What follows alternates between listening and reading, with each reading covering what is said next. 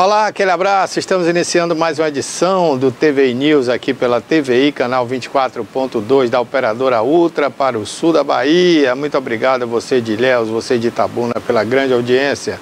Olha, gente, nós estamos também ao vivo, viu? No nosso stream tviplay.com.br. Se você não quer anotar, não tem caneta, não tem problema. Pega seu celular agora e aponta aqui para o QR Code que vai aparecer aqui do lado do seu vídeo.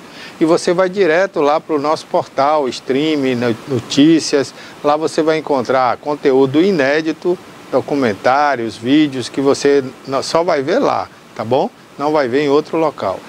Você também pode acessar o ícone notícias. Quando você fizer isso, você terá acesso às principais notícias da hora, do momento, o que está acontecendo na sua região, no Brasil e no mundo, através da maior redação de notícias do Norte e Nordeste, que é o Jornal à Tarde, nosso parceiro. Lá você fica bem informado, bem atualizado, tá bom? Minuto a minuto. Inclusive, aqui no rodapé do seu vídeo, daqui a pouquinho vão passar alguns destaques de hoje que você encontra lá na nossa página, dentro do ícone Notícias. Lá você vai ver também informações do nosso programa e dos demais conteúdos aqui da TVI. Vai ver também a área comercial, né? Como você pode anunciar, fazer o seu anúncio aqui na TVI, na nossa programação, ou em um dos nossos produtos. Pode ser no site, pode ser nas redes sociais também. Você escolhe onde você quer anunciar, tá bom? Muito obrigado. E por falar em rede social, nós estamos ao vivo agora também pelo YouTube. A nossa página, o nosso canal no YouTube é TVI Oficial. Anota aí, TVI Oficial, tudo junto. Você põe lá depois do YouTube, /TVI Oficial, e você vai direto para o canal da TVI, onde você vai encontrar este programa ao vivo, os demais programas também ao vivo, né? Tempo real, e você vai ver também programas que já passaram pela nossa programação e estão armazenados lá no canal TVI Oficial do YouTube. Fique à vontade, navegue bastante, e se você não é inscrito, né? Clique lá no botãozinho, inscreva-se e ative o sininho. Toda vez que o nosso programa entrar ao vivo, você vai receber no seu celular ou no seu computador uma notificação para lembrar para você que estamos ao vivo. Pode ser com o nosso programa ou com qualquer outro programa aqui da grade da TVI, tá bom? Fico grato pela sua audiência e o seu prestígio. Olha, gente, Itabuna hoje amanheceu com a mínima de 18 graus. Né? O tempo oscilou aí até o momento entre período de sol, período nublado, e deve permanecer assim por todo o decorrer do dia, tá bom? O sol vai dar as caras pouquíssimo hoje, né? Vamos passar a maior parte do tempo aí com muitas nuvens no decorrer do período. Não há previsão de chuva para hoje nem amanhã em Itabuna, tá certo? Os ventos estão soprando de sudeste para o noroeste e nós temos aí zero precipitação, como eu falei, não há chuva, 73% de umidade, né, relativa do ar, uma boa umidade, né, para a gente respirar melhor, né? É uma umidade excelente. A visibilidade hoje, né, não passa dos 15 quilômetros e nós teremos o pôr do sol às 17 horas e 31 minutos, tá? Inclusive aqui do Alto das Comunicações, aqui em Itabuna, nós temos um visual lindíssimo aqui da cidade e dá para apreciar maravilhosamente aqui o pôr do sol às 5h31. Neste momento aqui, os termômetros estão marcando 25 graus, hein? Então 25, a máxima vai ficar na casa dos 26 graus a partir das 11 da manhã. Ilhéus também com 25 graus, mas com a diferença, o sol está brilhando forte, né? Algumas nuvens esparsas aí, mas nenhum sinal de chuva no decorrer do período. 25 graus, a máxima vai ficar na casa dos 26 a partir das 11 da manhã. Quinta-feira, conhecido como amanhã, né? A gente pode ter aí algumas nuvens carregadas e algum tipo de precipitação, principalmente naquelas áreas mais privilegiadas pela mata, né? Deve haver precipitações amanhã, mas no centro da cidade, se chover, vai ser uma chuvinha muito fraca para Ilhéus amanhã. Hoje não chove, hein? Então tá aí. Guararema, 25 graus nesse momento, a máxima vai ficar na casa dos 26 graus, também a partir das 11 horas. Tá um pouco nublado, poucas nuvens, né? Parcialmente nublado, nenhum sinal de chuva para hoje e amanhã. Ibicaraí 24 graus nesse momento, também não chove, o sol aparece aí entre algumas nuvens e deve permanecer assim o dia inteiro, tá? 26 graus será a máxima. Itajuípe da mesma forma, com 24 graus nesse momento. Floresta Azul com 23 graus nesse momento, deve chegar a 26 graus ao meio-dia. Itacaré com 24 graus nesse momento, vai ficar na casa dos 25 a partir das 11 horas. Não há chuva hoje para Itacaré, o sol brilha forte o dia inteiro, dá uma praia excelente. Agora amanhã e sexta-feira pode haver precipitações. Porto Seguro com 25 graus nesse momento, também não chove, dá praia. E nós teremos 26 graus de máxima a partir das 11 da manhã. Daqui a pouquinho mais previsões para você em outras cidades aqui do sul da Bahia. E vamos falar também sobre Salvador. Você que pretende viajar para a capital, a gente vai informar como é que fica o tempo hoje e amanhã em Salvador, tá bom? Por falar nisso, né, a gente vai falar aqui no nosso programa de hoje sobre a questão aeroportuária de Ilhéus. Nós temos poucos voos agora para Salvador e esses voos não são mais diretos, né? A gente vai comentar isso daqui a pouquinho aqui no programa. Hoje também a gente vai ter o quadro Entenda Direito com Abraham Feldman, que já está aqui com a gente. E hoje ele vai falar sobre um tema muito importante, viu? É a pensão pós-morte, né?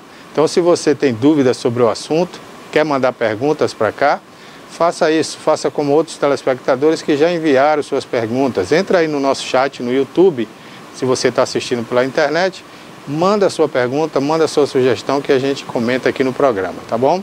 Ou se você está assistindo pela TVC, que hoje é a Ultra, né? Você pode enviar a sua pergunta pelo WhatsApp. Põe aí, Cássio, o WhatsApp na tela, você pode enviar a pergunta ou de texto, ou pode gravar um vídeo com o seu telefone na horizontal, tá bom? Manda aí que a gente publica aqui em nosso programa. Então tá aí, gente. Hoje é quarta-feira, hoje não tem um PQP com a Toné, né? A Toné não pôde comparecer hoje ao programa, né? Tá de folga essa semana, então hoje não tem um quadro PQP. Mas a gente vai falar sobre política também aqui no programa, política local, estadual e nacional. Vamos ao primeiro quadro de hoje.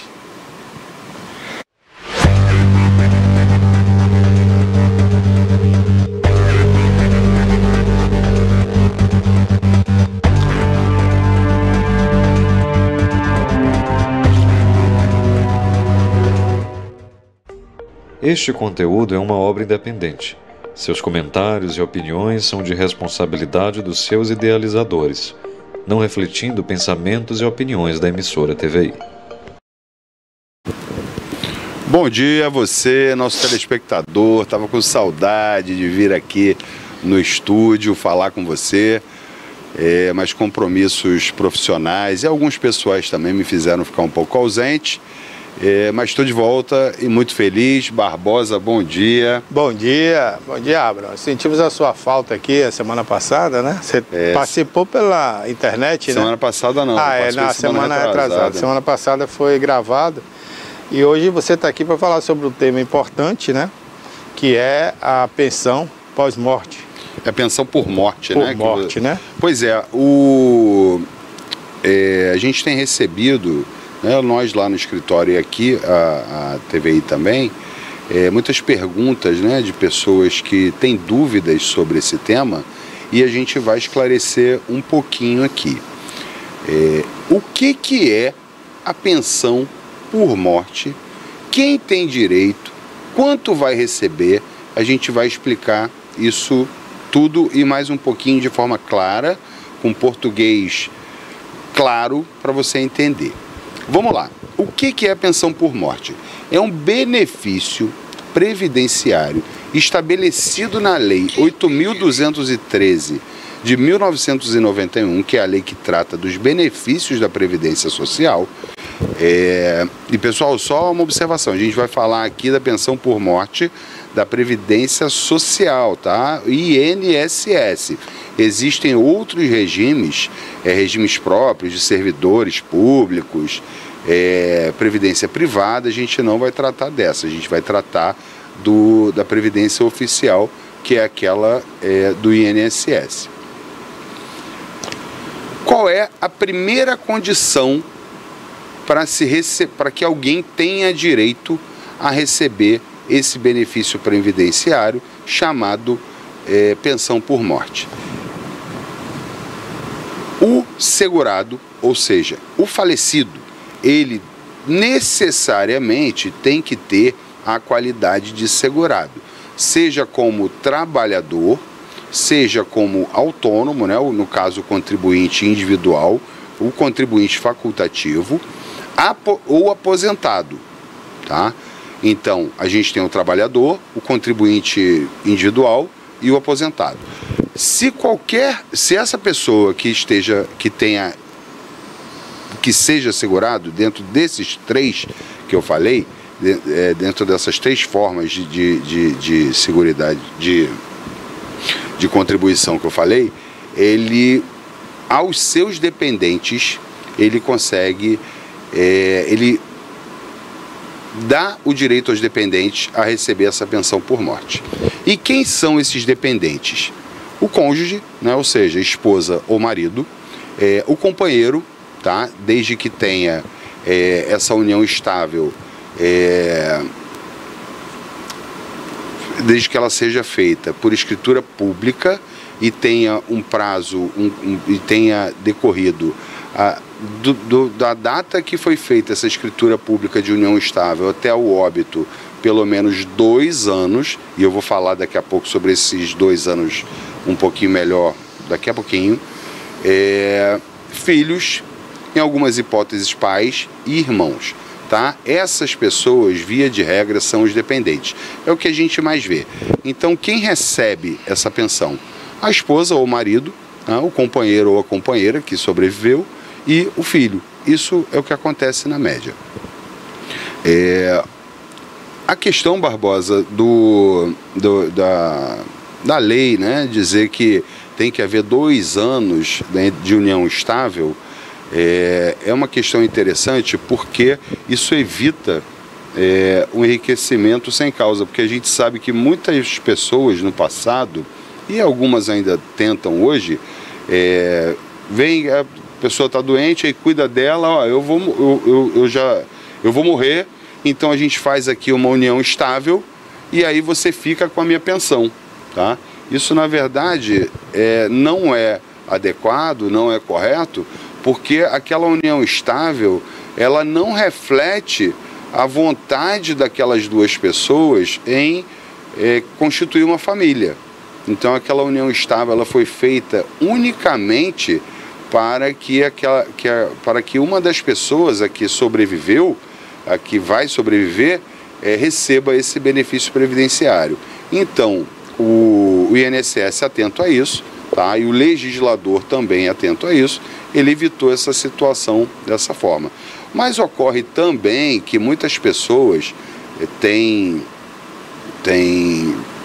vínculos, né? Tem uma união estável não formal, ou seja, sem a escritura pública de união estável, ou como muitas pessoas conhecem, não reconhecida em cartório, elas vivem por 30 anos. Só que aí resolvem, num dia, depois de 30 anos de convivência, fazer a escritura de união estável. Então não seria justo com essas pessoas que têm essa unidade familiar não formal, não reconhecida em cartório, que aquele dependente dela, do falecido, não tenha direito à pensão. Então, para você fazer valer o seu direito de receber a pensão por morte do companheiro que faleceu ou da companheira que faleceu, você tem que entrar na justiça, não existe outra forma. E eu chamo a atenção aqui também que o casamento religioso sem efeito de civil, ele não é considerado casamento aos olhos da lei, tá?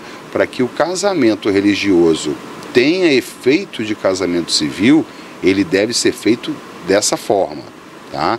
Quando do casamento religioso, com efeito civil, você tem que fazer ali o casamento e levar a registro.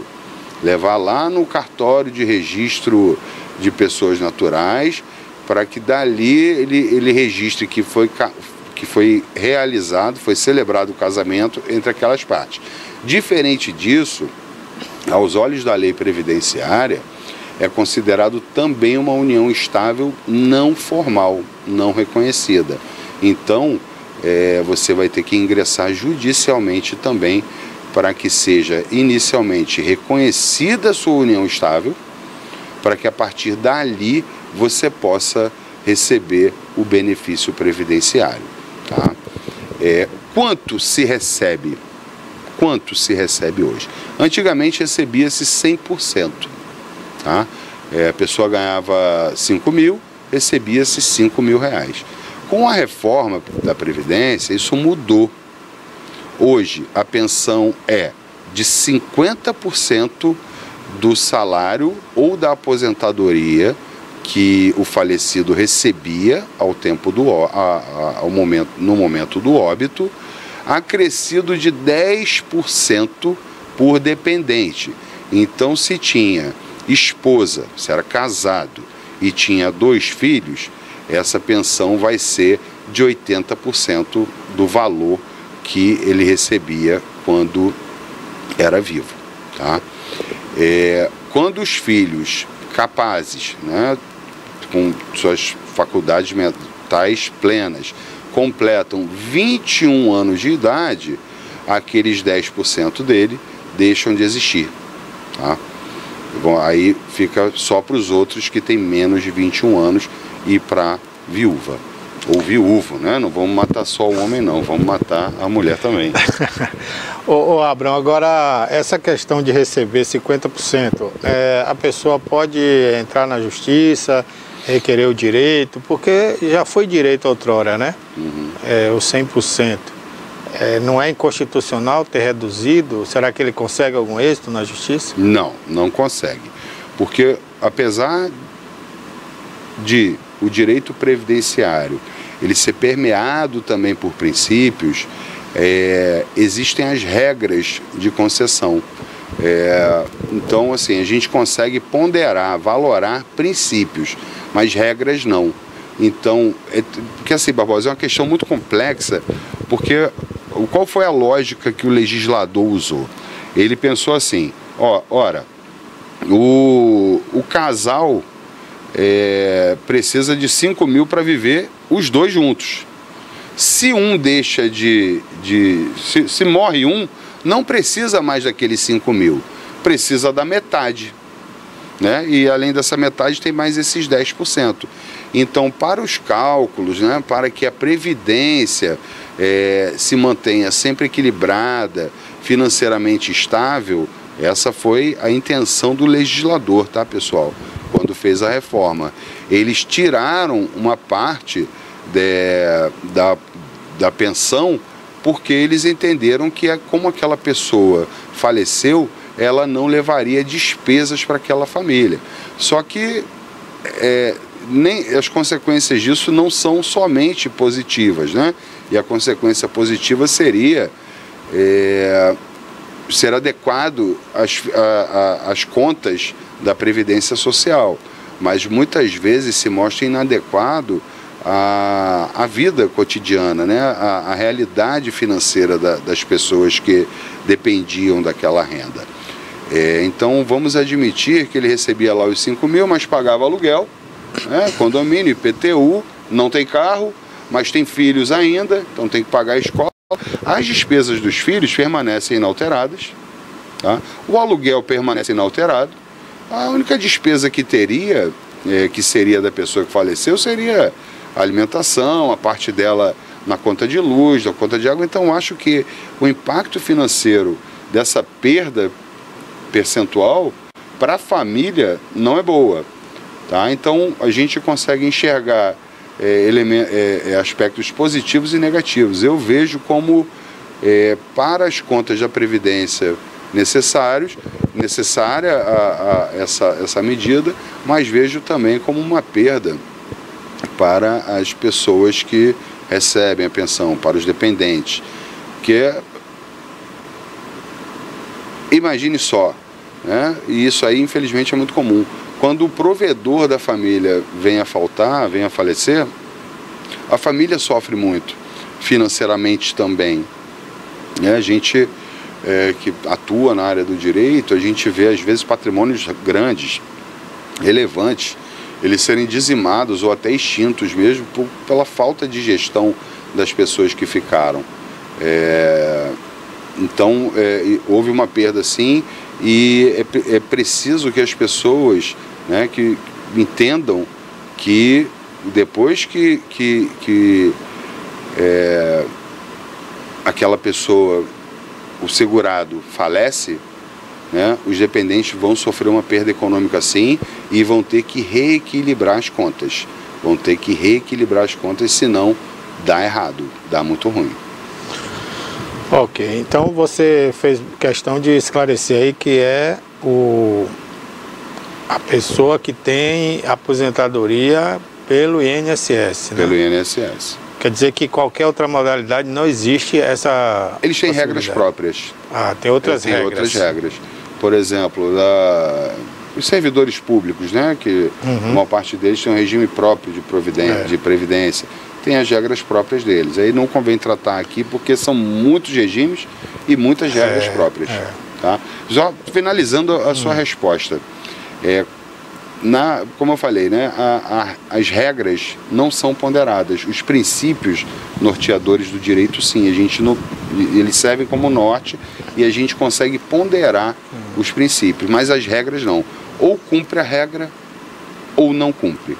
E essa questão do percentual não é uma questão de princípio, é uma regra.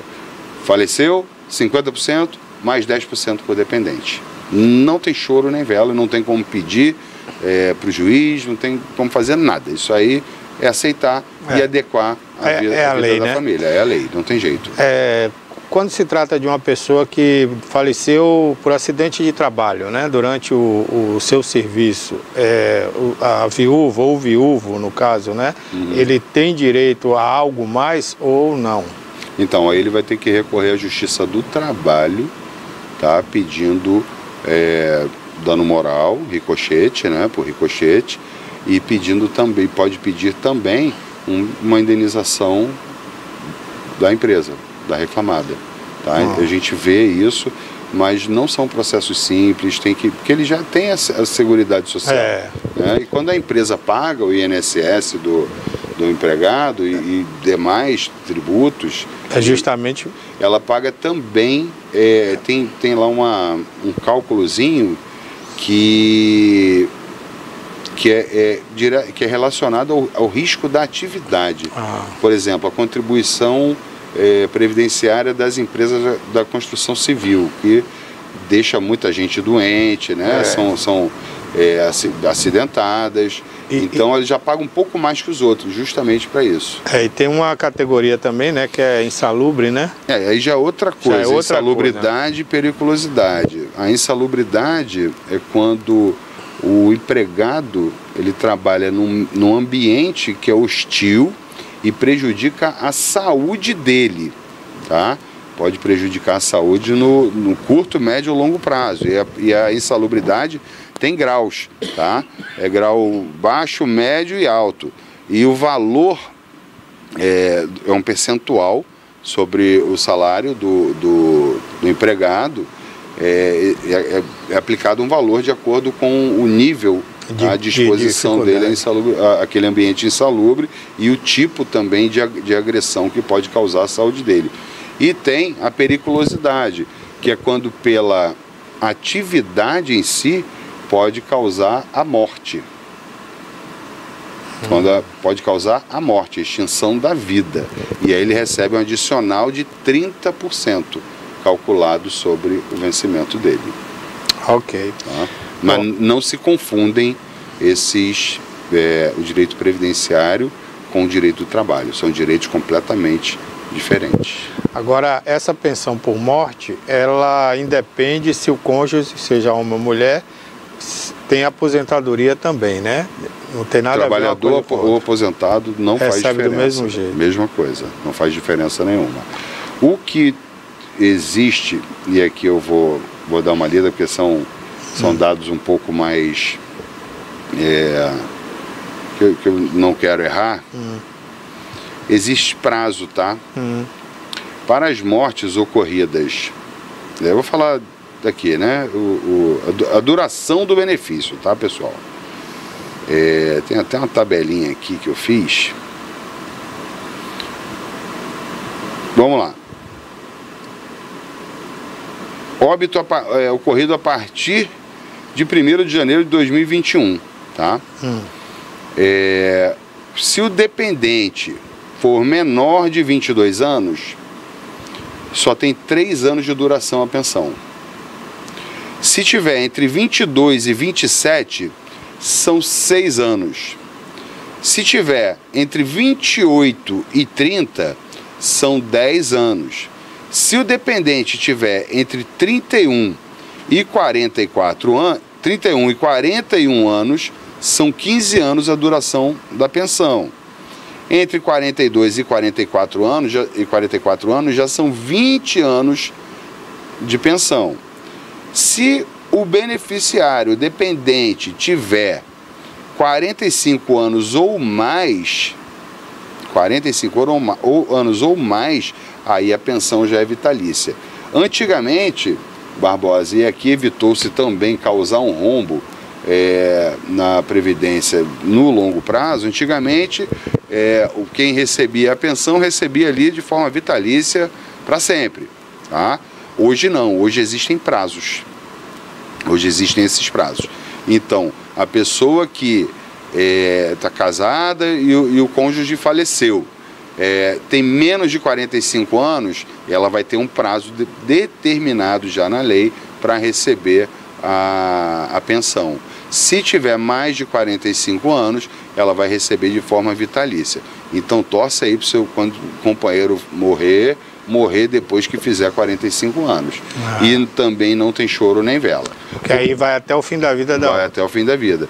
Porque o que acontece? Pessoas com 22 anos podem refazer a vida delas. Podem trabalhar, fazer um curso profissionalizante, né? Não ficar mais dependente. Não ficar dependente. Então a lei buscou isso, para que as pessoas fossem economicamente ativas, para que não vivessem exclusivamente da pensão, para que produzissem para si e com isso para a sociedade e para o país. Eu questiono um pouco, né, isso. Houve também uma perda relevante de direitos, mas a intenção do legislador também não é injusta, né? Você imagina, né, uma pessoa de 22 anos perdeu lá o esposo ou a esposa, aí recebe lá no teto 8 mil e poucos reais, não precisa trabalhar nunca mais, né? Sabendo manter a vida dela ali, vai conseguir sem grandes problemas. E a gente deixa de ter uma pessoa produtiva na sociedade, uma pessoa que poderia, inclusive, a depender da atividade econômica que viesse a desenvolver, ganhar muito mais do que isso, né? E produzir riqueza para o município, para o estado, para o país. Então o legislador pensou nisso quando estabeleceu esse escalonamento de prazos para recebimento da pensão por morte. Agora, voltando, você já falou sobre isso, mas eu queria reforçar a questão dos filhos, né? O número de filhos menores, né? Ele receberia separadamente desses 50% ou está tudo dentro dos 50%? Não, é mais 10% por dependente. 10% por cada um. Até o limite de 100%. Até que idade eles podem receber? 21 anos. 21 anos. Se não houver nenhum incapaz. Se tiver algum incapaz, recebe enquanto durar a incapacidade ou a deficiência. Se for para sempre, vai receber para sempre. Ok. Tá? Então tá aí 50% para o cônjuge, né? E isso. 10% para cada menor. Na verdade ali vai para como são menores, vai para um bolo, normalmente são menores, vai para uma conta da genitora, da mãe, né? E ela faz a gestão ali da vida financeira familiar como um todo. Não é ele que recebe 10%, ele recebe, mas quem faz a gestão disso é a mãe. Porque imagina só, você colocar 10%, vamos botar no teto, 800 reais na mão de uma criança de 10 anos. É só doce, chocolate e bobagem, né? Quando na verdade ele precisa de roupa, de material escolar, de escola. Esse é o teto máximo, né? É o teto máximo. Mas aí a pessoa que morreu precisaria estar ganhando acima de 15 mil. Não, contribuindo no teto, né? Ele contribuindo no teto. Porque qual existe seria um o teto? limite para você contribuir também. É. Como você só recebe até aquele limite, você também só contribui até aquele limite. O que eu também, particularmente nos meus estudos previdenciários, sou contra, né? Imagine só um funcionário, um executivo de uma empresa que ganha lá um alto salário, 30, 40, 50 mil reais. Vamos tirar o executivo dessa. Vamos botar um autônomo, um advogado, tá? Um advogado bom, que ganha lá seus 50 mil reais, 60 mil. Ele tem um limite para contribuir como autônomo eu vou pegar o valor 8%, exato. Né? Não, o autônomo paga 20%. 20%. Vou botar aqui o teto da Previdência, vou te dizer o valor exato. Teto Pior que ele paga imposto de renda em cima do salário alto, mas depois, na hora de receber o benefício, né? Ele recebe mais baixo. Mas imposto de renda já é outra coisa, não tem nada a ver com Previdência. Eu só estou colocando assim, né? Que o governo é via de uma mão só, né? Para arrecadar, ele bota o máximo. Agora, para pagar, ele vai pelo mínimo. Então, aí o autônomo, tá? Ele recolhe sobre o teto R$ 8.157,41. Ele paga 20% disso, que vai dar R$ 1.600, R$ 1.600 e poucos reais. É o que ele vai pagar. Ele ganha 50 mil na atividade dele, mas ele é limitado para pagar sobre 8. Tá? Então ele vai pagar R$ 1.600. Vai pagar 1.600, que é o 20% sobre o teto. Tá? Só que ele ganha 50. E a vida da família dele está acostumada com essa renda. Com aqueles 50. Quando ele tem algum problema e adoece, por exemplo, não vamos nem falar de morte aqui. Ele adoeceu, vai ser aposentadoria por invalidez. Ele vai receber em cima dos 8. Um absurdo. E aí, como fica a família? Né? Como fica ele? Então, os meus estudos pro direito previdenciário apontam para mim, tá? Sem fazer muita conta, sem fazer os cálculos que a Previdência faz, que não deveria ter limitação para o recolhimento, para a contribuição. A pessoa deveria recolher de forma ilimitada, ganha 50 mil, paga sobre 50 mil, mas também na hora de receber, recebe sobre 50. Deveria Era se justo, submeter. Né? Seria justo. A Previdência Pública oficial deveria se submeter às mesmas regras da Previdência privada. Eu acho que até arrecadaria mais, incentivaria as pessoas a pagarem mais satisfeitas, né? Sim. Mas consciente porque uma pessoa dessa não vai querer ter essa aposentadoria, vai recorrer a uma aposentadoria privada e vai deixar de pagar até mesmo esse... Ela ao longo da vida vai investindo em outras coisas né? E não coloca o dinheiro dela na Previdência. Mas isso aí deveria... Né? Perdemos uma excelente oportunidade de fazer uma reforma previdenciária completa. Não foi feita completa, né? Qual é o grande problema? A Seguridade Social. Se a gente... que aí a gente bota a saúde nesse meio. Se a Previdência Social fosse exclusivamente um mecanismo de previdência, daria. Só que desse dinheiro todo que vai para a Previdência Social, a gente tem que tirar o da Seguridade Social e o da saúde. Tá tudo no mesmo bolo. Pois é, se a saúde não tivesse nisso, se fosse uma contribuição separada, como é nos Estados Unidos, né? Você tem que ter lá, tem que pagar o seu seguro social. Se a gente tivesse isso segregado, certamente as nossas contas da Previdência não seriam essas.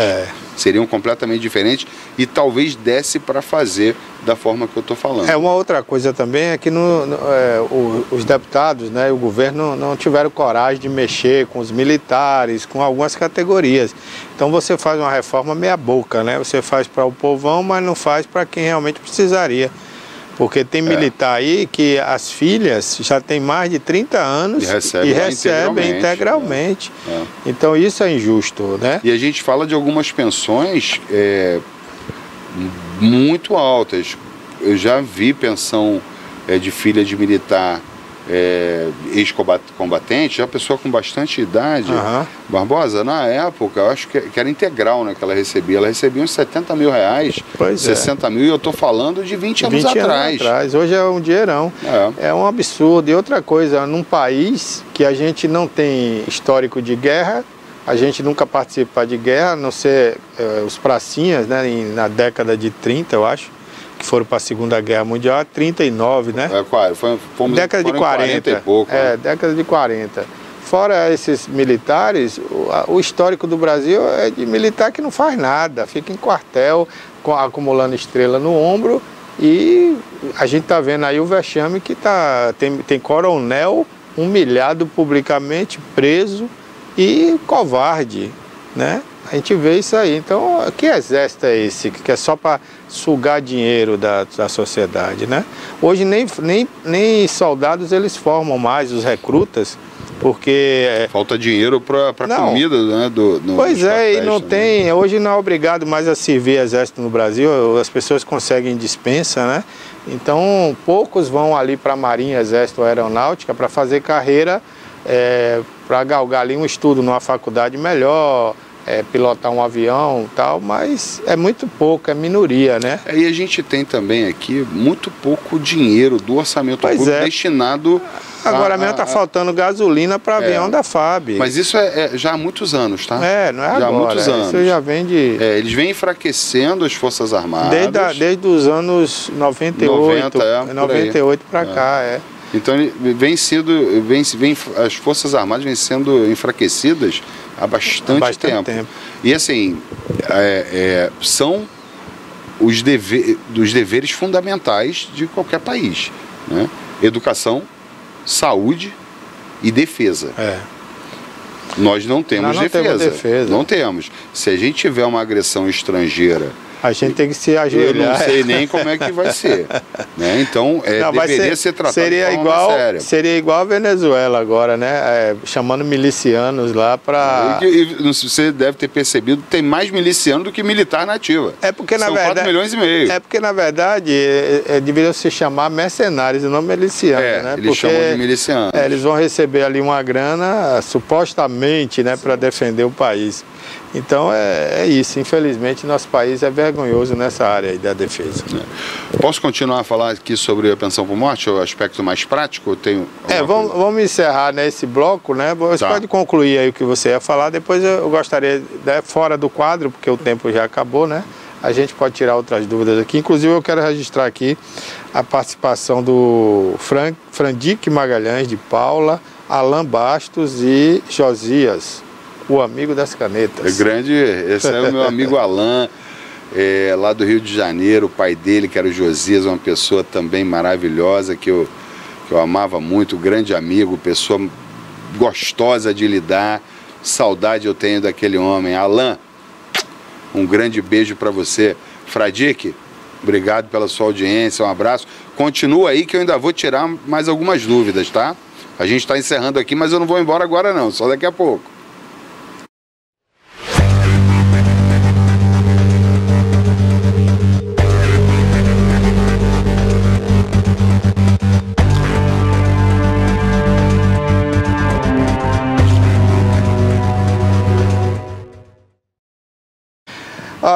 Ok. Na próxima semana tem um quadro Entenda Direito aí. Você pode sugerir seu tema, viu? Manda para cá pelo YouTube, manda pelo WhatsApp. Olha, eu gostaria que o Dr. Abra falasse de tal tema.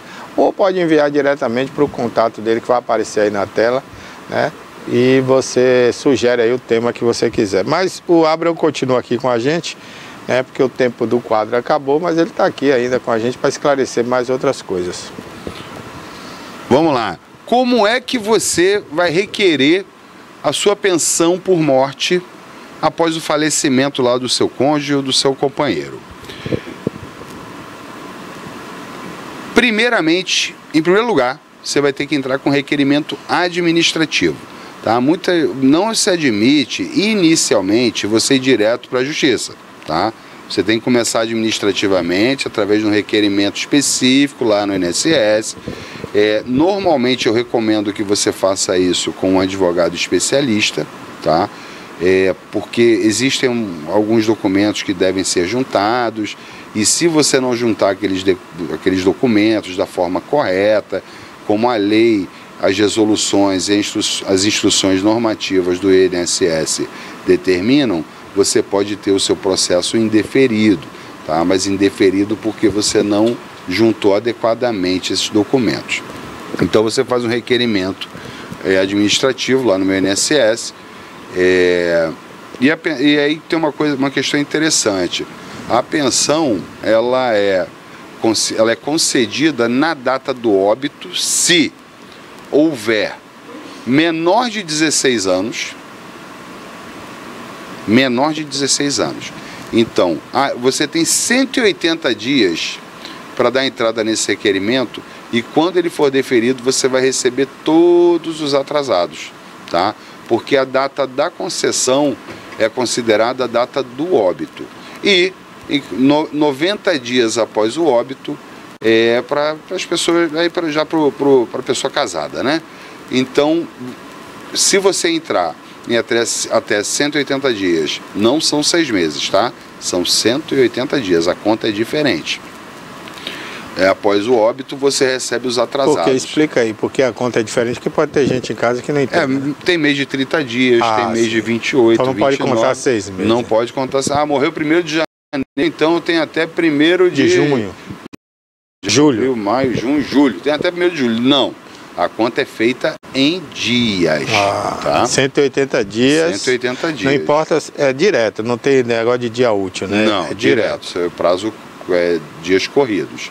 E 90 dias nos demais casos, né, até para respeitar também, né, o luto da pessoa.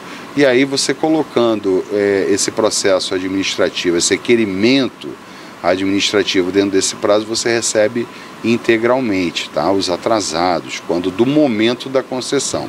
Negada a concessão, seja lá pelo motivo que for, você ainda pode recorrer ao judiciário, caso você esteja ali, se você tiver um bom direito na mão. Não adianta recorrer ao judiciário por uma demanda meramente mercenária, porque tudo que você imagina, os juízes já viram, já passou na mesa deles e eles já decidiram sobre isso. E mesmo a gente imaginando, são muitos processos, o juiz não vai ler, nada disso. Lê. E hoje tem uma ferramenta importantíssima, inteligência artificial, tá? O judiciário usa da inteligência artificial até certo ponto, não para decidir por ele, mas para fazer um resumo do processo, pegar as peças mais importantes do processo, as peças que eu digo, os documentos, as petições. E ele consegue ter uma visão muito clara do seu processo e entender se aquilo que você está pedindo vale ou não vale, tá? Então, fique sempre atento ao prazo, para você não perder, porque ninguém quer perder 6 meses ou 3 meses de pensão, e sendo indeferida, além de caber recurso administrativo mesmo, a partir do indeferimento você pode recorrer ao judiciário. Barbosa, mais alguma pergunta? Não, com relação a esse tema aí, né, eu acredito que foi bem esclarecedor. Quem está em casa deve ter gostado, né? Principalmente aquelas pessoas que já pagam a sua aposentadoria ou que querem depender da aposentadoria, deve ter ficado bem esclarecido. Então a gente deixa aí a sugestão para que você que está em casa e queira algo mais, saber algo mais, entre em contato aí, está ali o endereço, né? @feldmanadvogados.ilhéus. Você fala... Esse é o Instagram, né? É o Instagram, né? Mas tem também outro contato, né?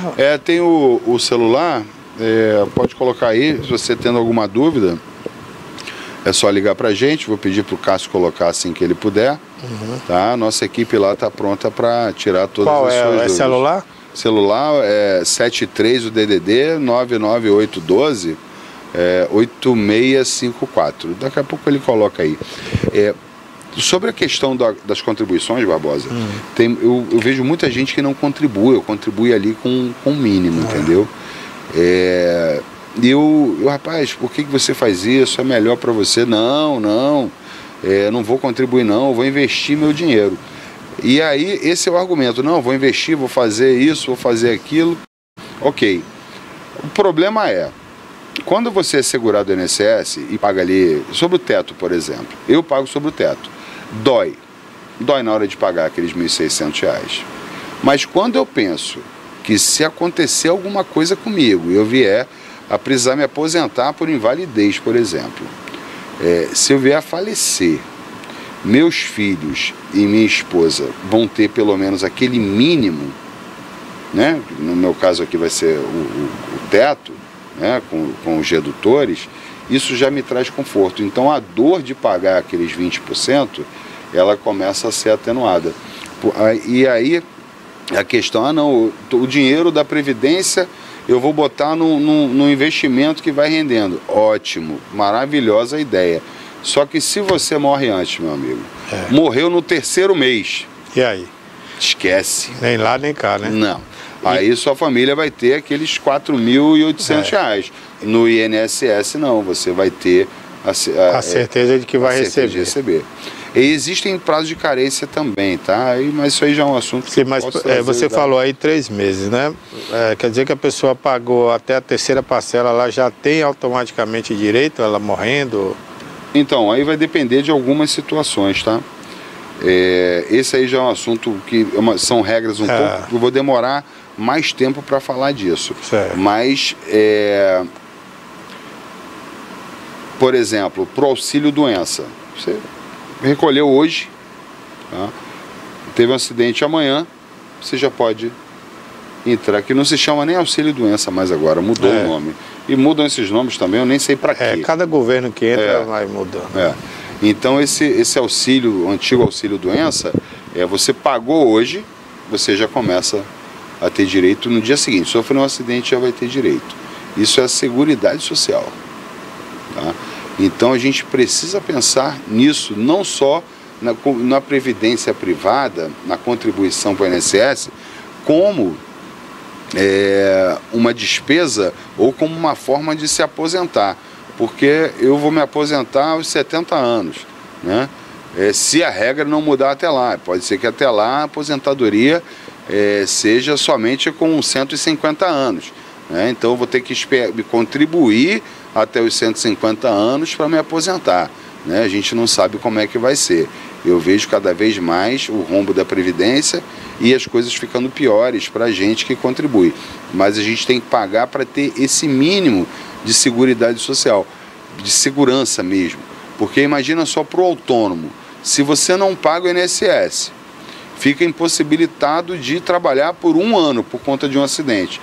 É 1 ano que você vai ter sem renda nenhuma. Como é que você vai pagar sua conta de luz, sua conta de água, a escola dos filhos?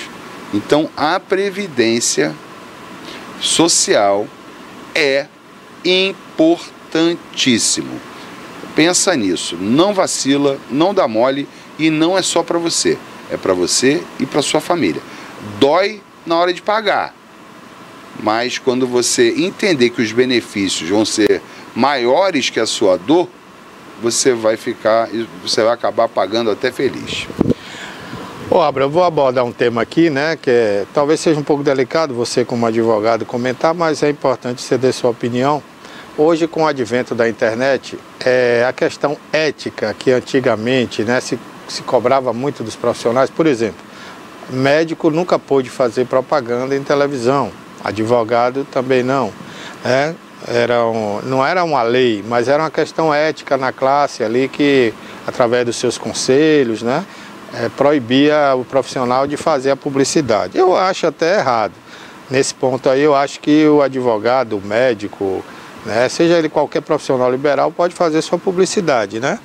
Eu não vejo problema nisso. O médico talvez é mais delicado porque trata da vida, trata de saúde, mas o advogado, o dentista, seja lá qual for, eu já não me oponho. Mas hoje, com o advento das redes sociais, né, todos os profissionais estão na internet o tempo todo. Eu acho bacana isso. Mas aí suscitam, né, colocam dúvidas muito aí na cabeça das pessoas.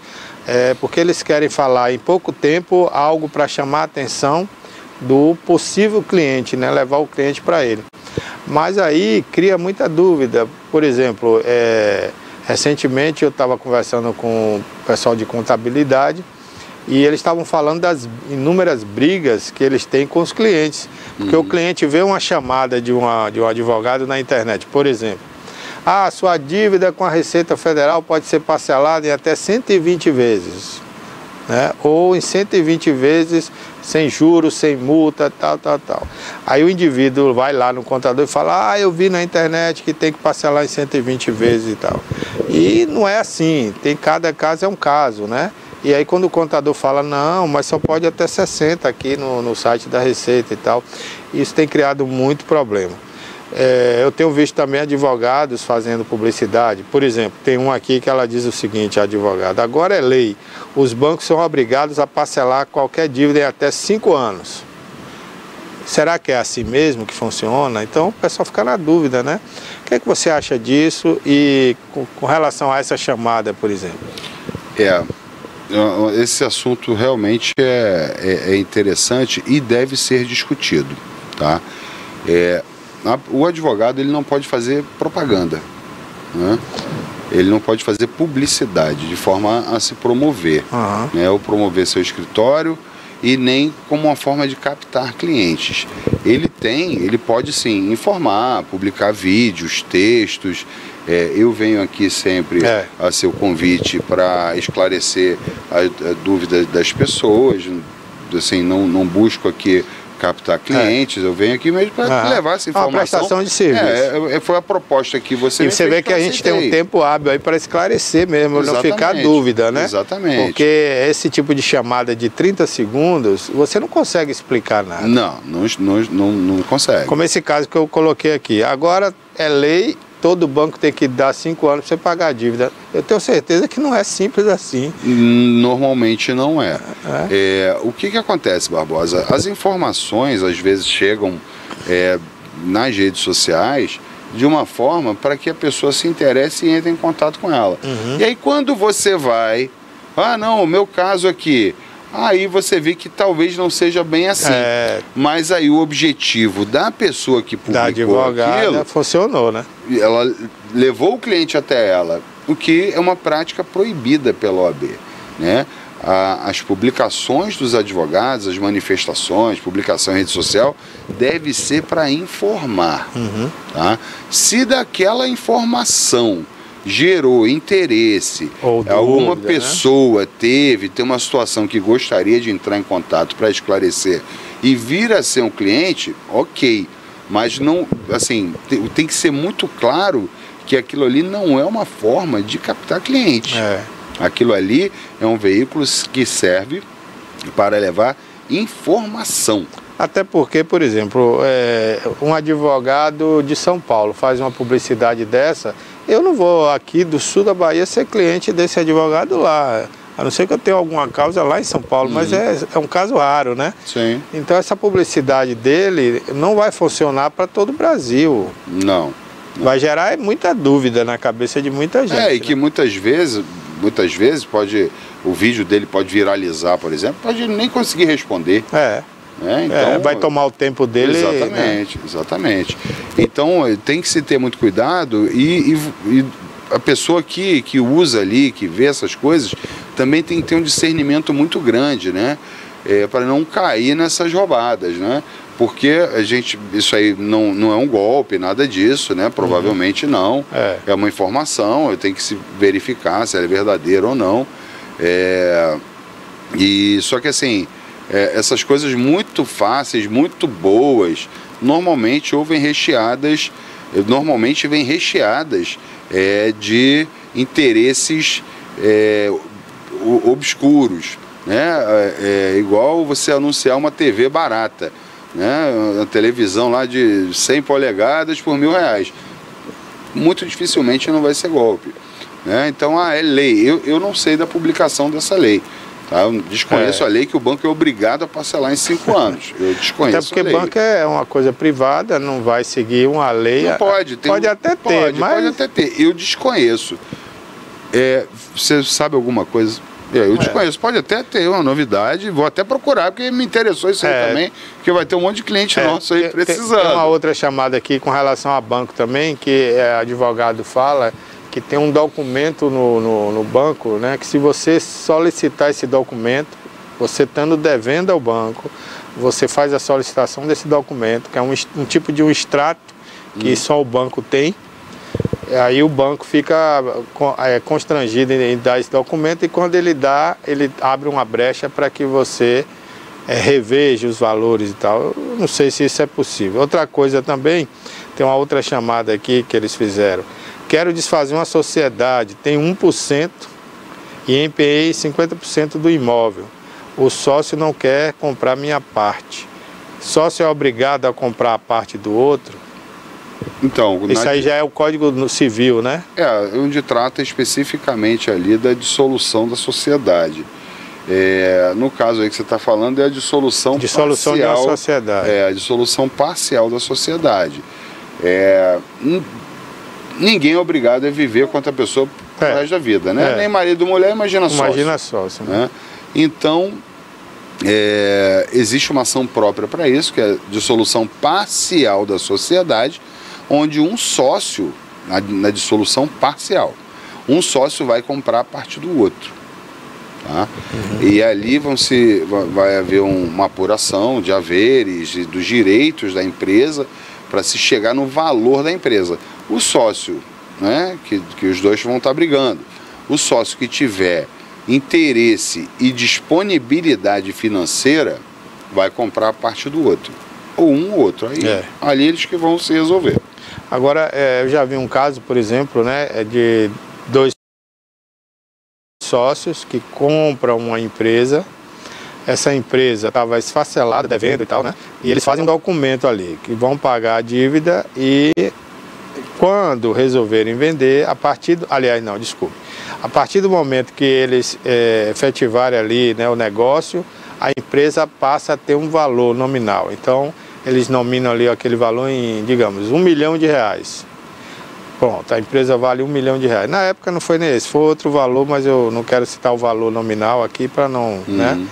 E aí, meses depois, eles brigam e querem desfazer a sociedade. Aí o sócio fala, ó, a gente nominou lá que a empresa vale R$1 milhão, não importa o que eu paguei, o que você pagou, eu quero a minha parte desse R$1 milhão.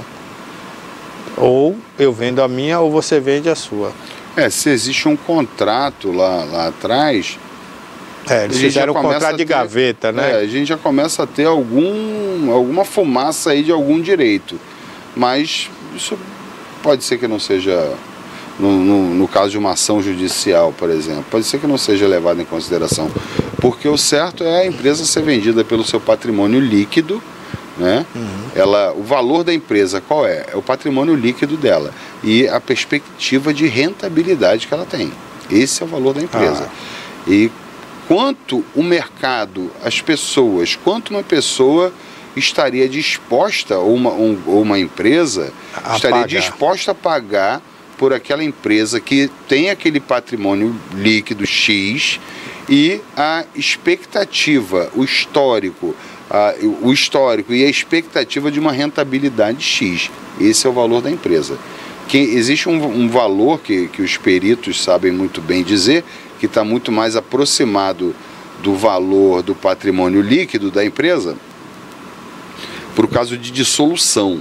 A dissolução é a extinção da sociedade. Dá baixa na empresa. Dá baixa na empresa. Aí, vamos liquidar a empresa, vender tudo que tem de ativo. Ativos são os direitos, né, os bens da empresa. E vamos pagar todo o passivo, que são todos os débitos, e o que sobrar cada um leva para casa, né? Mas quando são operações de aquisição, o que aquela empresa vai render e quanto o mercado estaria disposto a pagar por aquela rentabilidade, para aquele tipo de negócio. Normalmente são brigas longas, caras, desgastantes e que todo mundo perde. Então o melhor é que isso aí aconteça num acordo. Porque um processo desse aí, por exemplo, leva facilmente 10 anos. No mínimo, né? Facilmente em primeira instância. Isso aí tem direito a recorrer em segunda instância, terceira instância. Ainda pode subir para o STJ, dependendo da matéria até o STF, em caso de ofensa à Constituição Aí é Federal. 20, 30 anos. Ou mais, ou mais. Então vamos tentar resolver na paz aqui embaixo ainda.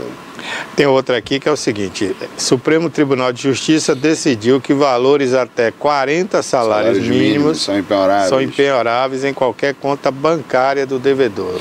Pode ter sido uma decisão isolada. Antes, porque assim, não existe direito absoluto. Tá? E já existia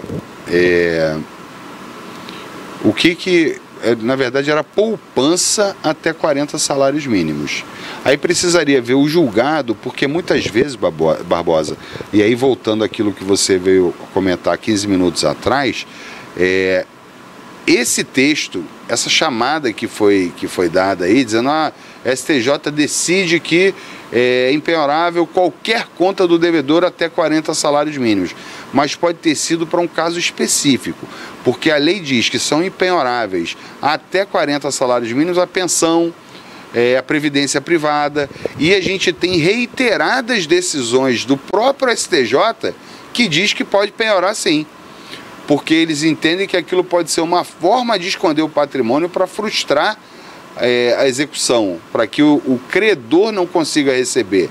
Então algumas pessoas escondiam esse dinheiro numa poupança, utilizavam a poupança como uma conta corrente, tá? Não tinha dinheiro nenhum na conta corrente, utilizavam a conta corrente, a conta poupança como conta corrente, e o STJ entendeu que poderia sim, tá?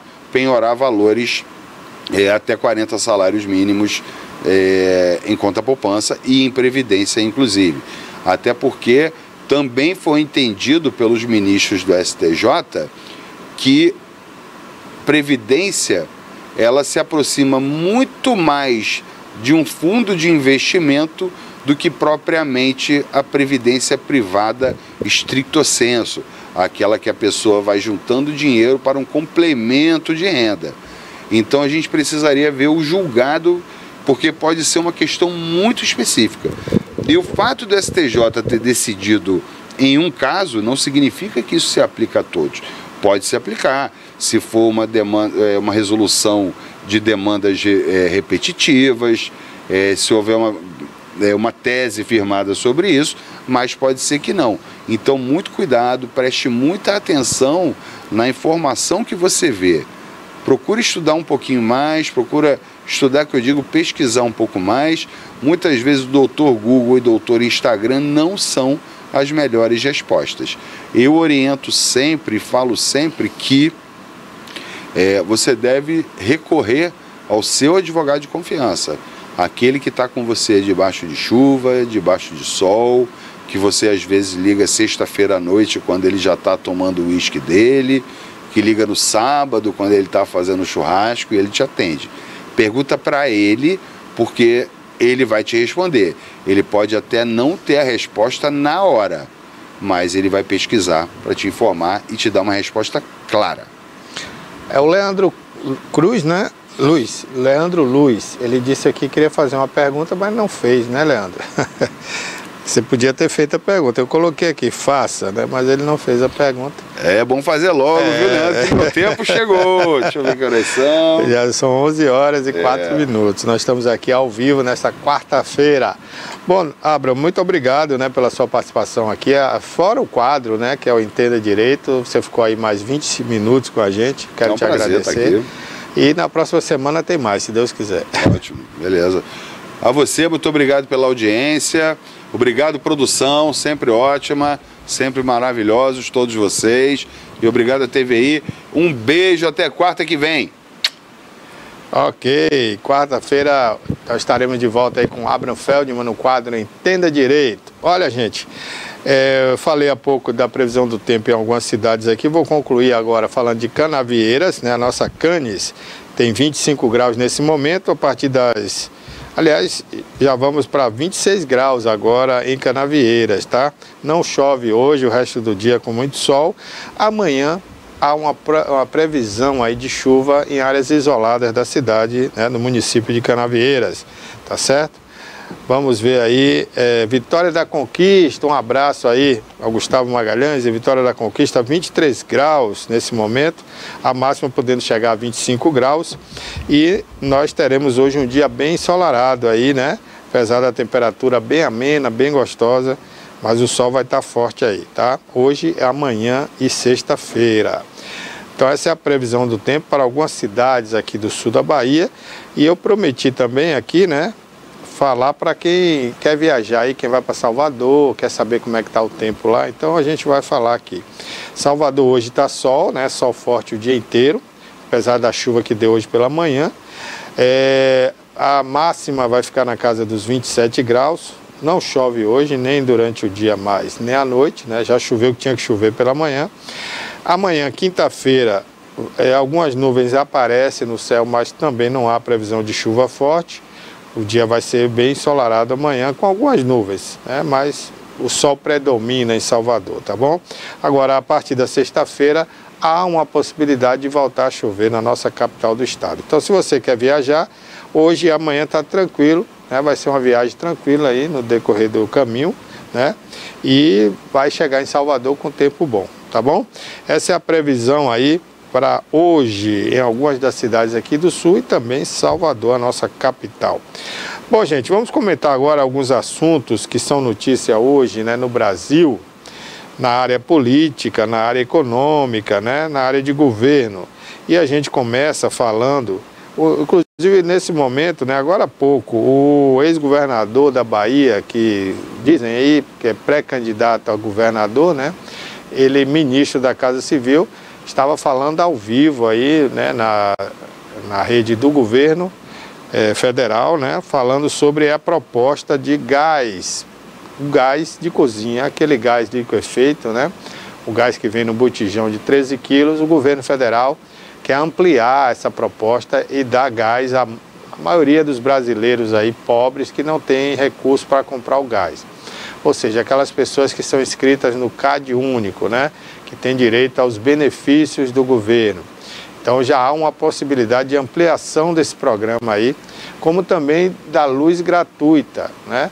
Então fica uma pergunta que não quer calar. Eu não vi até agora esse debate no Congresso Nacional. De onde vai vir esse recurso? Quem vai financiar esse benefício que o governo federal quer estender aí à população mais pobre? Porque a classe média alta, ela já paga muito imposto, né? Já está no máximo, está acima do teto, né? De tanto imposto e tanta taxa. Então, de onde virá esse recurso que o governo federal quer proporcionar às pessoas de baixa renda? Eu acho justo, ninguém pagar aí, pobre nenhum deveria pagar nada, né? Tudo de graça, transporte. Inclusive o governo agora já estuda, né, oficializar o transporte gratuito sábado e domingo. Não deve pagar o gás de cozinha, não deve pagar a energia. Bacana, lindo, eu acho que o Brasil precisa disso. Agora precisamos ver quem vai pagar essa conta.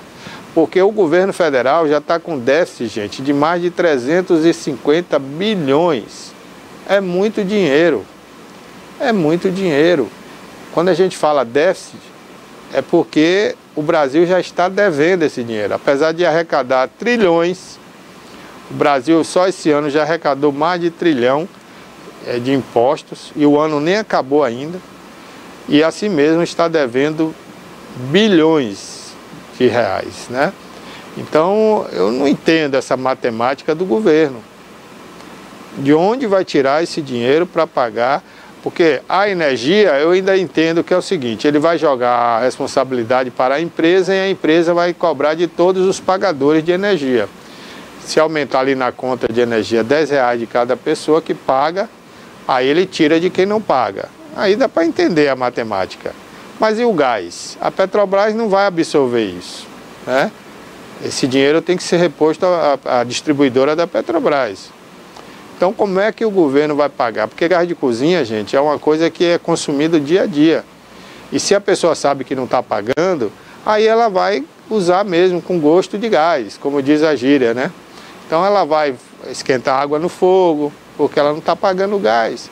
Ela vai fazer mais alimento, ela vai produzir mais, ela vai fazer mais coisas. Então, um botijão de gás de 13 quilos, que dura em média 30 dias, dependendo da casa, dependendo da quantidade de pessoas, né, que usam esse gás, pode até chegar mais, pode chegar ali a 45 dias, 60, mas a média aí vamos botar 30 dias. Então a cada 30 dias aquela pessoa vai trocar o botijão. Será que o governo está preparado para pagar essa conta? E depois vai cobrar de quem? Quem é que vai pagar? Vai botar em mais imposto? Então isso não está claro. Eu estava aqui ao vivo, estou ao vivo ainda, não pude ver, ouvir, né? Aliás, ver eu até vi, mas não ouvi o que o ex-governador, hoje ministro da Casa Civil, estava falando. Eu gostaria de ter ouvido a fala dele para entender de onde vai vir esses recursos que vão pagar o gás. A luz, a energia, eu até suponho que vai ser pago por todos, né? Todos nós que pagamos energia, vai ser acrescentado ali na conta de energia. E aí a empresa aproveita e já bota mais, né? Bota todo mundo para pagar um pouquinho a mais, porque aí ela aumenta o lucro dela. Enfim, esse é o Brasil que a gente vive, né, gente? É o Brasil, o nosso país, né? Como diz o presidente Lula, vamos amar essa soberania, né? É só nossa essa soberania, é só o Brasil que tem isso, né? Você não vê isso em outro país, só o Brasil. A gente paga a conta aí para quem não trabalha, para quem não quer trabalhar, enfim. É muita coisa, né? Mas vamos para frente, vamos andando, né? Que atrás vem gente. E a fila anda. Ano que vem tem eleição, né? Eu espero que você saiba aí escolher bem o seu representante, seja ele deputado federal, seja ele deputado estadual, seja ele governador, seja presidente da República, né? Vamos ver se a gente aprende a escolher melhor, porque é nessa hora que a porca torce o rabo. Se você não souber escolher, nas eleições do ano que vem, a gente vai passar mais 4 anos pagando a conta. Então, vamos aprender a escolher bem nossos representantes, né?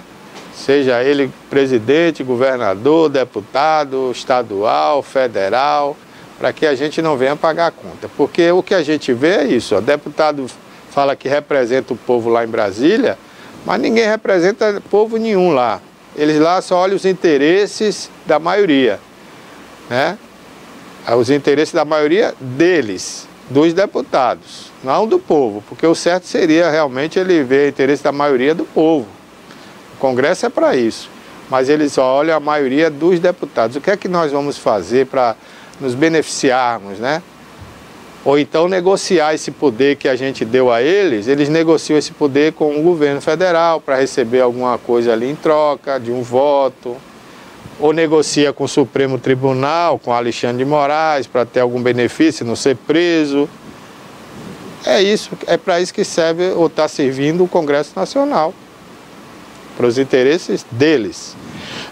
Então você que está me assistindo agora, você tem esse compromisso ano que vem. São as eleições do ano que vem para você decidir. Bom, gente, outro tema aqui é sobre a vacinação, né, dos animais. Está tendo aí problemas com os animais, né? Vamos ver aqui, está inclusive hoje no blog da Toné, que não pôde estar aqui ao vivo com a gente. Mais de 7 mil cães e gatos vacinados na primeira semana da campanha de vacinação antirrábica. Então, a nota, né, traz aqui, Cássio. Cadê, Cássio? Não tem a imagem aí para a gente botar, não? Na primeira semana da campanha da vacinação antirrábica 2025, Itabuna já vacinou um total de 7.792 cães e gatos. De acordo com a coordenadora do combate às endemias, perdão, viu? É a gripe. Daqui a pouco eu vou até falar sobre essa questão da vacinação nos postos aqui de Itabuna, viu? Então, de acordo aí, né, com a secretária aí, aliás, a responsável pelas endemias, Lucimar Ribeiro, o número alcançado entre os dias 18 e 24 de agosto representa 20% da meta estabelecida para este ano.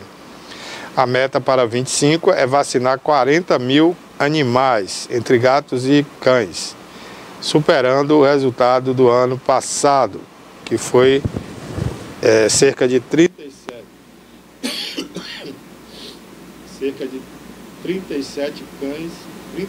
mil cães e gatos no ano passado, ressaltou a responsável. Essa nota está no blog da Toné e você pode ver com mais detalhes lá, né? E se você tem cães e gatos, né, você pode se dirigir aí à prefeitura, né, e solicitar aí a vacinação. Segundo informações aqui ainda, a vacinação está sendo realizada em alguns bairros da cidade, como Santo Antônio, São Lourenço, Nossa Senhora das Graças. E amanhã, aliás, hoje, né, dia 27, é a vez do Novo Horizonte, Corbiniano Freire.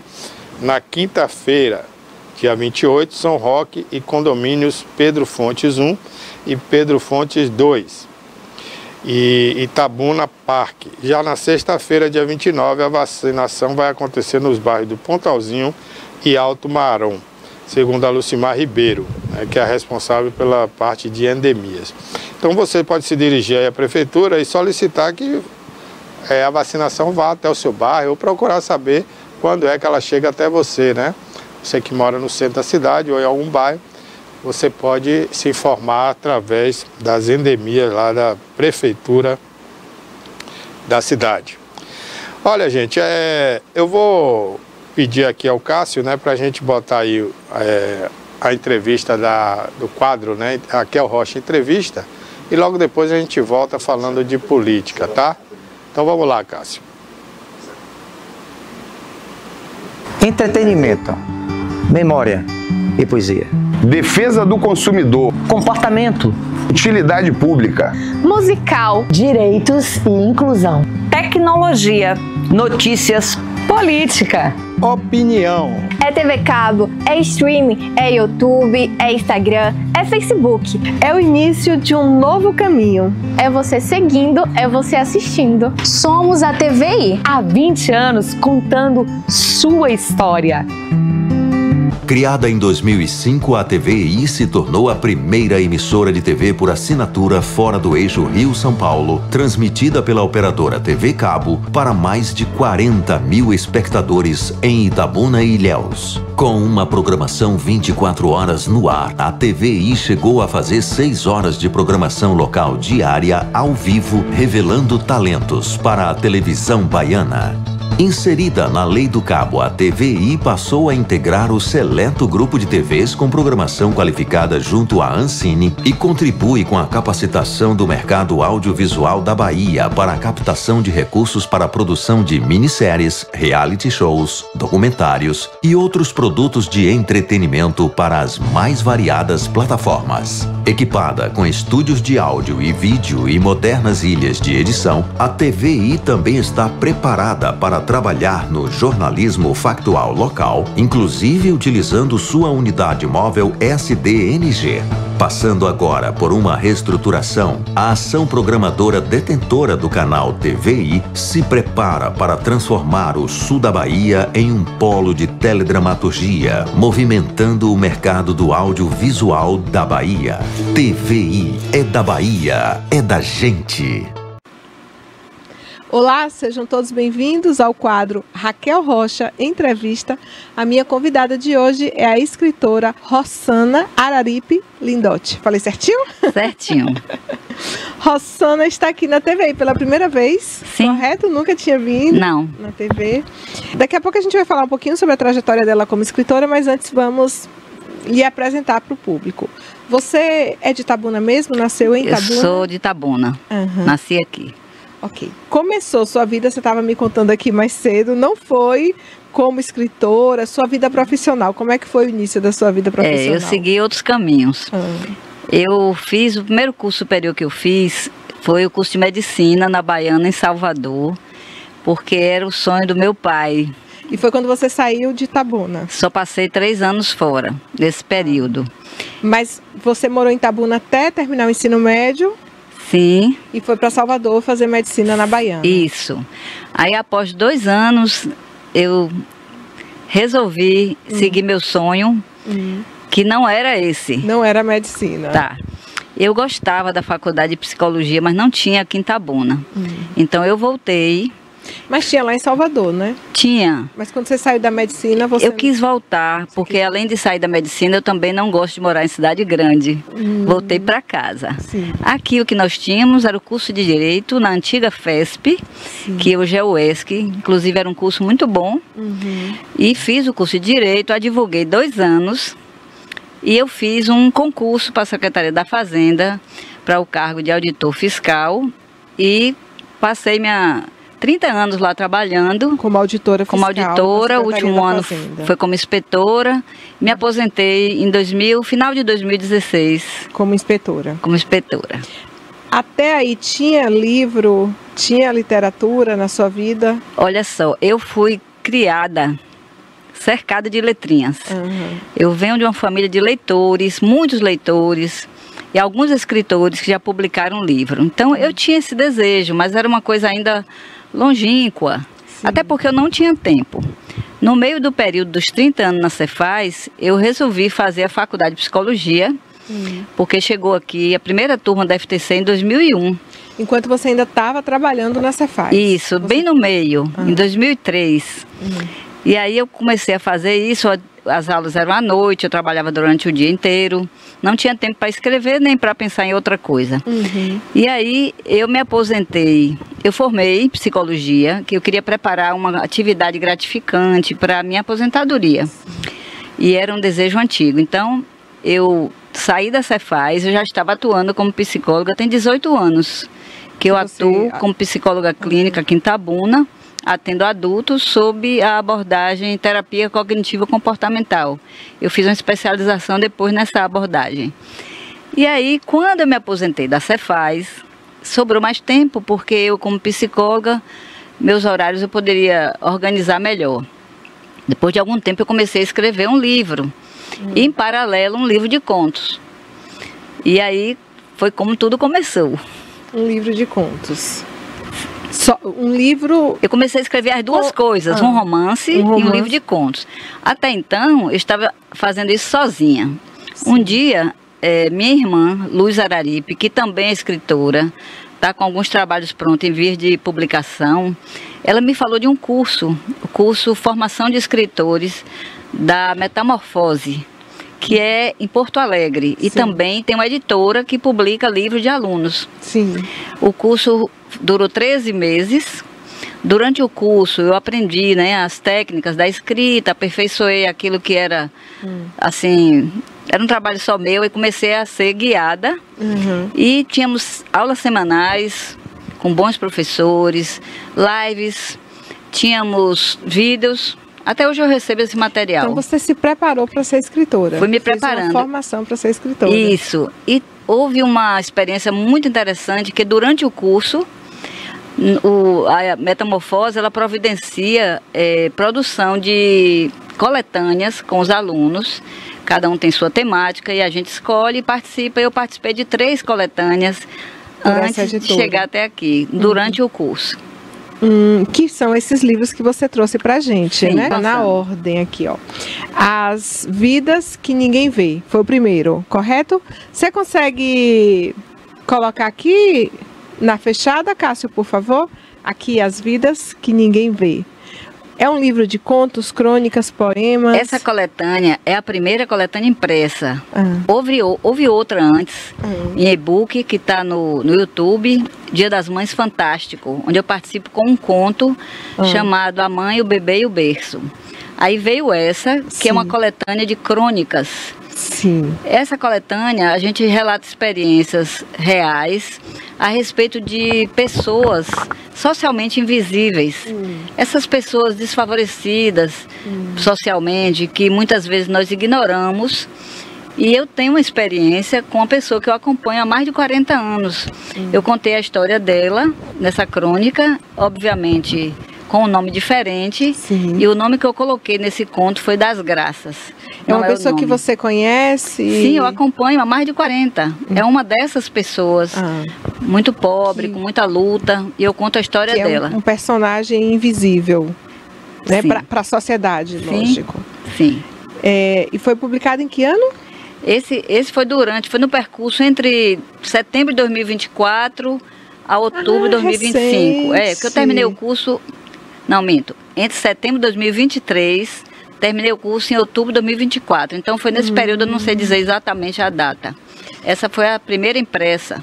As Vidas que Ninguém Vê. Na sequência, nós temos aqui Crianças Pequenas, que também é outra coletânea, É outra né? coletânea, Raquel, só que essa de contos, que fala da aventura de gerar, cuidar e educar uma criança.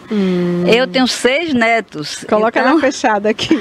E teve quantos filhos? Tenho 3 filhos. 3 filhos. Cada um teve 2 filhos, então eu tenho 6 netos. Então, história de criança eu tenho bastante. O meu é um conto de autoficção. Que é quando você conta uma experiência sua, só que ficcionaliza alguns detalhes, nomes e tal. Então, o nome desse conto meu aí é A Pulseira de Bolinhas. E é uma história... Uma história sua, minha, que você uma experiência. Viveu, e você colocou aqui nesse livro Crianças Pequenas. Foi a segunda. Esses textos, essa crônica e esse conto, estão na internet para quem quiser ler em algum lugar ou só no livro? Eu não tenho certeza. Eu acho que se você entrar no site da Editora Metamorfose, você encontra. Encontra, né? Editora Metamorfose, gente. E esse aqui, que foi lançado aqui em Itabuna, é um romance, A Vida Não Desiste. Fala um pouquinho sobre esse romance pra gente, Rosana. Tá. Dá uma fechadinha aqui, Cássio. Esse livro, que é o romance que eu comecei a escrever lá há muito tempo, ele é uma história de superação. Os protagonistas, né, Denis e Marta, eles não se conhecem. Denis é um rapaz que foi afastado dos irmãos desde a infância, viveu em orfanato e o maior desejo da vida dele é reencontrar os irmãos. Marta é uma moça que tem uma vida pacata e ela recebe um diagnóstico assustador que ameaça a sanidade mental dela. Então eles se encontram. Eu não vou contar para não dar spoiler, mas quando eles se encontram, as vidas deles se entrelaçam, o amor e a dor caminham juntos e impactam a vida de ambos. Tem outros personagens nas subtramas e todos convergem para um mesmo ambiente. E aí, onde a história se desenrola. Isso. Esse tema... E esse Raquel, nome lindo, A Vida Não Desiste. Então... Esse tema... A capa também ficou linda, viu? De quem é a arte da capa? Observe aí que é um chão árido. Com uma e plantinha. A vida insistindo em nascer. E a gente vê isso às vezes, assim, um verdinho no concreto, no paralelepípedo, no cimento. Né? Eu observo muito isso, inclusive eu fotografo quando eu encontro. Cássio, mostra aqui só a capa. De quem é essa fotografia? A fotografia ou foi um desenho? Eu encomendei ao capista da editora, eu disse como eu queria. Fiz poucas mudanças e gostei muito do resultado. E esse título já nasceu praticamente junto com o romance. Com o romance. Esse tema, persistência, superação, não desistir, é um tema apaixonante para mim. Porque eu tive há mais de 2 décadas uma experiência muito forte de superação. Questão de saúde? Um acidente automobilístico com morte e tal. E eu sofri bastante e passei 2 anos me reabilitando. E isso dividiu minha vida em 2 partes, antes e depois. Eu não era mais a mesma, mas esse tema para mim foi a minha jornada, praticamente, de não desistir, porque foram muitas dificuldades. Você sabe, quando a gente escreve, a gente sempre coloca nossa subjetividade. É inevitável. E aí nós somos influenciados pelas experiências que nós vivemos e também pelas leituras que fazemos. E eu leio desde 5 anos de idade, eu nunca mais parei. Minha mãe faleceu há 2 anos, ela tinha 800 livros. Nossa. E eu cerca de 600. Absorvi. Você ficou com a biblioteca da sua mãe? Fiquei com uma boa parte dela, a outra nós distribuímos por pessoas que gostam de ler. A gente achou bom fazer isso, né? Foi muito legal dividir com as pessoas para terem uma lembrança dela e terem prazer de ler, da leitura. E aí, o gatilho mesmo para eu começar, vou escrever, foram os livros de Lisa Genova. Ela é uma neurologista que escreve histórias desse tipo, de problemas neurológicos. E o que me deu gatilho mesmo foi um livro dela chamado Nunca Mais Raquel. Raquel é o seu nome. Mas o livro mais conhecido dela é Para Sempre Alice, sim, que foi adaptado para o cinema. Sim. Eu li dela A Família O'Brien, li Com Amor, Anthony. Então, eu sou assim, quando eu gosto de um autor, eu persigo, eu fico esperando ele escrever outro livro e leio tudo que já tem. Sim. Então, esse foi o gatilho, porque é uma história de superação também. Raquel supera a dificuldade dela. Agora eu fiquei curiosa. O Para Sempre Alice eu li, né? Que é um livro belíssimo e que conta a história de uma mulher que tem o Alzheimer precoce, né? O Alzheimer é uma doença muito difícil em qualquer idade. Foi um livro que me tocou muito. Primeiro que eu tenho um histórico familiar de Alzheimer, né? Significa que existe uma predisposição em mim. Eu também. E mesmo quando vem tarde, a pessoa ela percebe os primeiros sinais de esquecimento, já é uma angústia muito grande, né? É muito angustiante. E o livro ele trata disso de uma forma muito bonita, porque ele fala assim, quem somos nós sem nossas memórias? Isso mesmo. Enfim, e aí a questão da psicologia, ela vem na sua vida e de alguma forma está linkada a tudo isso, né? A superação, ao que você escreve, pelo que eu vi aqui nos plots das suas histórias, tem muito esse teor um aprofundamento psicológico, né? De tentar mostrar a dor humana e ao mesmo tempo a superação. E é um narrador em terceira pessoa onisciente, então o narrador conhece os sentimentos e os pensamentos dos personagens. A profissão de psicóloga clínica tem a ver com isso, porque a gente o que mais faz é escutar. A gente escuta histórias, eu costumo dizer isso, a gente escuta histórias. E no próprio curso, quando você começa a entender as emoções que impulsionam o comportamento humano, e no atendimento aos pacientes, a gente conhece muitas histórias. E ninguém vai ao psicólogo assim por nada, vai porque tem algum sofrimento, algo incomodando. Então são muitas histórias de sofrimento. E aí você vai ficando mais próxima dessa psique das pessoas. Agora, não é um privilégio, obviamente, do psicólogo escutar. Se a gente tem um olhar atento para o mundo, prestar atenção, ter empatia pelas histórias e dramas humanos, você consegue escrever sobre isso.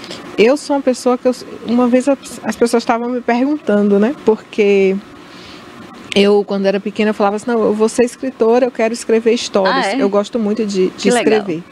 Mas na minha vida eu fiz o curso de comunicação e trabalhei como documentarista, fazendo documentários, e fiz psicologia. Fez psicologia também? Sou psicóloga também. Legal, minha colega. Apaixonada pela psicologia e apaixonada pela psicanálise, a gente só muda a abordagem. Isso. Mas o que... e aí, numa entrevista, inclusive, eu falei assim, mas se você parar para pensar, a minha paixão por histórias, sabe, o meu interesse genuíno pelo ser humano, ele está nas três... Com certeza. Sabe, nos três desejos, sabe, de que eu quero ser uma escritora, eu quero escrever histórias, eu escrevo histórias, de que eu quero registrar essas histórias através dos documentários. Literariamente. E quero também, isso através também do entrevistas por escrita. O que eu estou fazendo aqui é mostrar a sua história.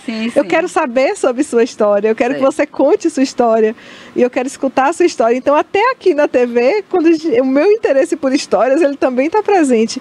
E na clínica a gente escuta histórias assim que muitas vezes você fala isso aqui, né? Daria um livro, né?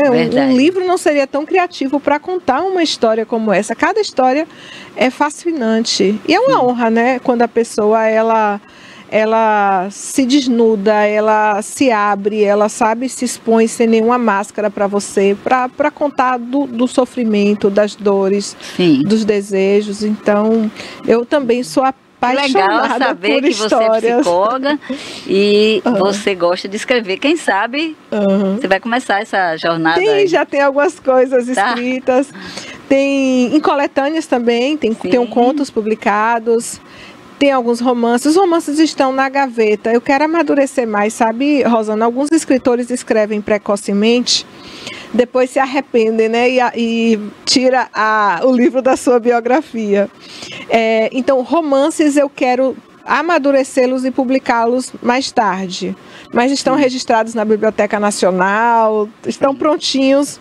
Mas eu não... Que legal.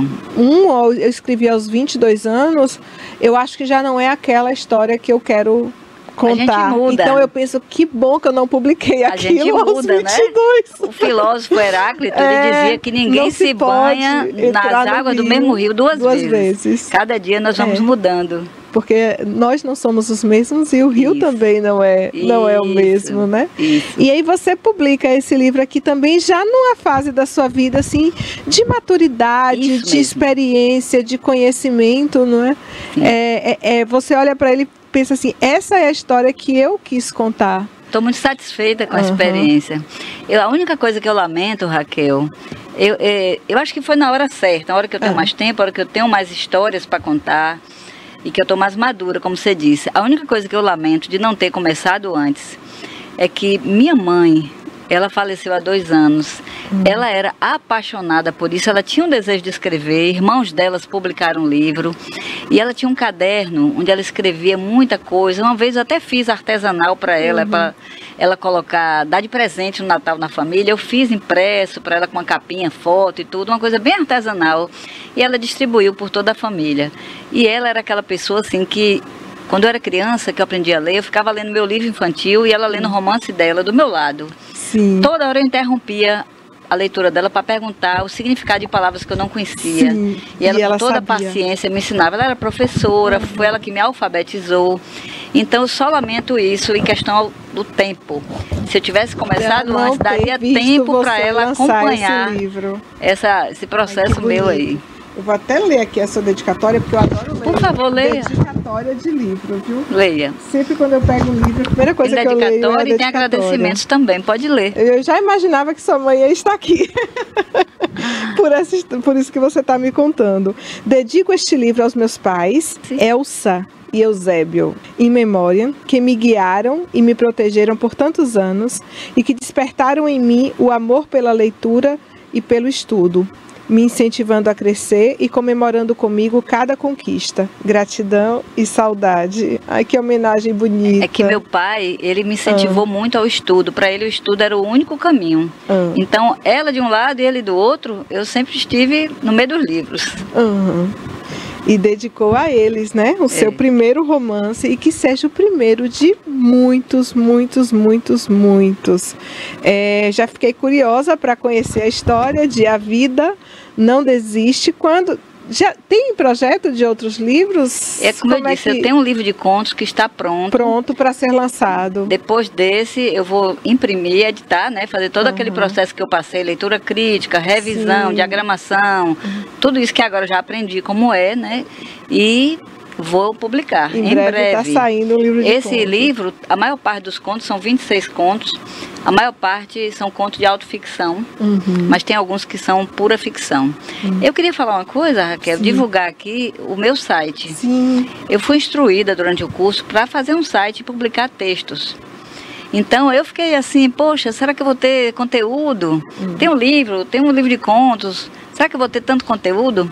O resultado é que eu publico um texto toda semana. Tá fluindo assim, toda semana. Então esses textos é só entrar. É meu nome completo, Rossana Araripe Lindotti. Rossana Araripe Lindotti.com.br. Tem são 2 textos. S's, viu, gente?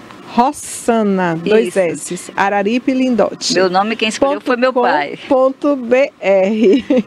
E também tem seu Instagram, não é? Só Rossana Lindotti. Para também acompanhar um pouco do seu trabalho lá no Instagram. Querida, gratidão pela sua presença, viu? Por ter trazido seus livros, Raquel, por ter contado sua história tão bonita. Uma história de uma pessoa que lutou pelo que queria, né? Eu não pretendo parar. Enquanto eu viver, tiver saúde e a mente saudável, eu pretendo continuar escrevendo, porque eu sabia que eu ia gostar, mas eu não imaginava que eu ia gostar tanto. Todo ser humano tem necessidade de se expressar. E eu encontrei canais para me expressar agora. O site, o livro, enfim, o Instagram. E que muito obrigada a você pela oportunidade, viu? Foi bem. Continue se expressando, escrevendo histórias lindas e falando sobre a dor e a superação. Acima de tudo, sobre a superação, né? Porque são histórias que eu imagino que são histórias de esperança. Sim, com certeza. Obrigada. E você que nos assistiu até agora, lembre-se sempre, assista bons filmes, leia bons livros, ouça boa música, cuide da sua mente, cuide do seu corpo, cuide do seu coração e seja feliz todos os dias. Beijos.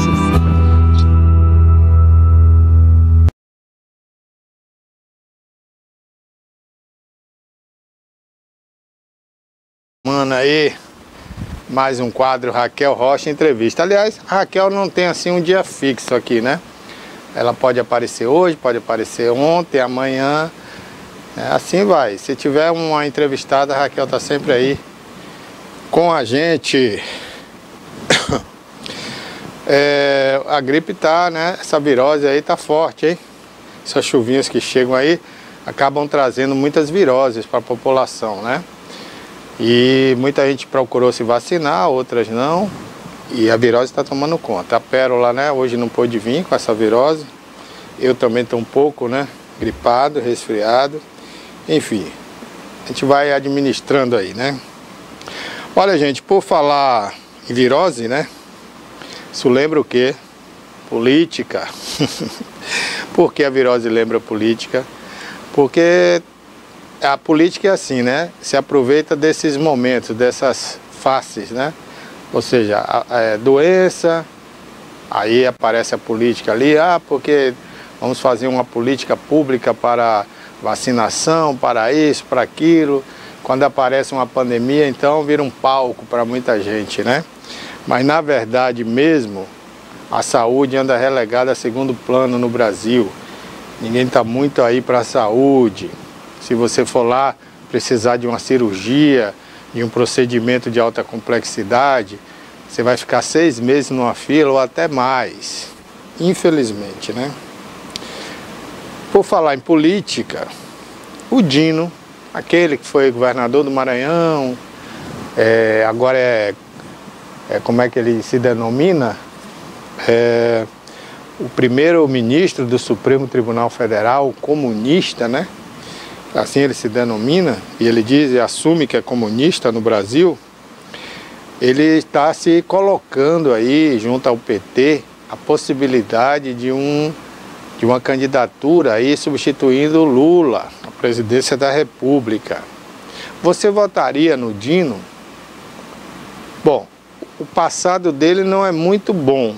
Lá no Maranhão, né, ele teve muitos problemas com a justiça, embora ele tenha sido um juiz, mas como governador foi muito mal. Teve muitos problemas lá. Estado pequeno, né? Para daí você querer governar o Brasil, eu acho que não tem chance não. Melhor ele ficar no Supremo Tribunal Federal, porque com a atual legislação, ele fica lá aí, acho que uns 20 anos ainda, porque só se aposenta com 75, né? Então ele tem um tempo garantido lá, ele deve ter uns 50 e poucos anos, não sei a idade dele, mas como presidente acho que não emplaca não. Desse atual governo, ali eu tiraria ali 3 fortes candidatos para substituir o Lula. Perdão. Numa eventual eleição, a gente colocaria aí o Rui Costa, que não vai ser porque vai ter que salvar a eleição da Bahia. Se deixar o Jerônimo, pode perder a eleição. Então Rui Costa já descartou Brasília para salvar a Bahia, né? Aí você tem o Mercadante, que está no BNDES, que é um bom nome, mas não tem carisma. Talvez não empolgue a população para votar nele. Mas é um bom quadro, é um cara até que prova o contrário, né? Não se meteu em nenhum escândalo de corrupção. Assim como o Zé Disseu, como... Perdão, viu, gente? É a gripe. Eu não teria nem condições hoje de fazer esse programa, mas não tem outro jeito, a gente está aqui ao vivo, né? Então, ali você tem, naquele escândalo de corrupção, você teve quadros muito bons do PT que foram atolados até o pescoço, como Zé Disseu, Genuíno, o Palocci, né? E outros nomes. Então, quem sobrou daquele PT que naufragou na lama? Quem sobrou aí foi o atual presidente do BNDES, que é o Mercadante. Não se atolou naquele lamaçal de corrupção. Nós tivemos também, né, que não é um bom nome para a eleição, mas é um quadro do PT que eu diria que é uma pessoa idônea também, correta, que é o ex-senador pelo estado de São Paulo, né? Eu só quero chamar ele de Muricy, mas não é Muricy, não. Daqui a pouquinho eu falo o nome dele correto aqui para você. E dentro do governo hoje, além do Mercadante, você tem o Haddad. Mas o Haddad teve seu nome testado naquela eleição que o Lula estava preso, estava na cadeia lá em Curitiba, e o Haddad não foi aprovado naquela eleição. Você se lembra, né? Ele perdeu para o Bolsonaro em 2022. Então não sei se o Haddad tem esse cacife hoje, mesmo com a ajuda ali do pessoal do Supremo, né? Como eles estão dizendo aí que ajudaram na outra eleição, eles devem ajudar nessa, né? A derrotar o bolsonarismo. Então, mesmo com a ajuda ali deles, né? Com esse esforço do TSE, do próprio governo que está no poder, eu não sei se Haddad teria condições de substituir o Lula. Então, resta mesmo o nome do Lula para a sua reeleição, que é a última também, né? Porque se ele for eleito agora, ele não pode se reeleger depois. Então, seria o último mandato dele. Até pela idade que ele tem, lá na frente ele não teria mais como recorrer, se reeleger ou se eleger, né? Então, esse seria o último mandato do Lula, se ele se candidatar à reeleição. Segundo os institutos de pesquisas, o Lula anda muito desgastado, mais de 50% de rejeição. Mas teve uma pesquisa semana passada que apontava o favoritismo dele se concorresse com o atual governador de São Paulo, o Tarcísio, ele venceria. Se fosse com o Caiado, ele também venceria. Isso é um quadro de um instituto de pesquisa que dá vitória para o Lula de quase 60%, mas dá também em outra pesquisa uma rejeição para o Lula de quase 60%. Então não dá para entender esse instituto de pesquisa, né? Eu gostaria de ter acesso a essa pesquisa, a um questionário mais detalhado para acreditar numa pesquisa dessa, porque se uma pesquisa diz que ele tem 53% de rejeição, aí na outra fala que ele ganha eleição com 50 e tantos por cento, a matemática não está batendo aí, né? Alguma coisa está errada. Então, gente, dentro do governo hoje, dentro do PT, a gente teria 3 bons nomes para a eleição.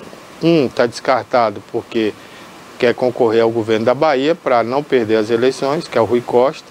Seria um excelente nome. Primeiro, porque ele nunca foi testado a nível nacional.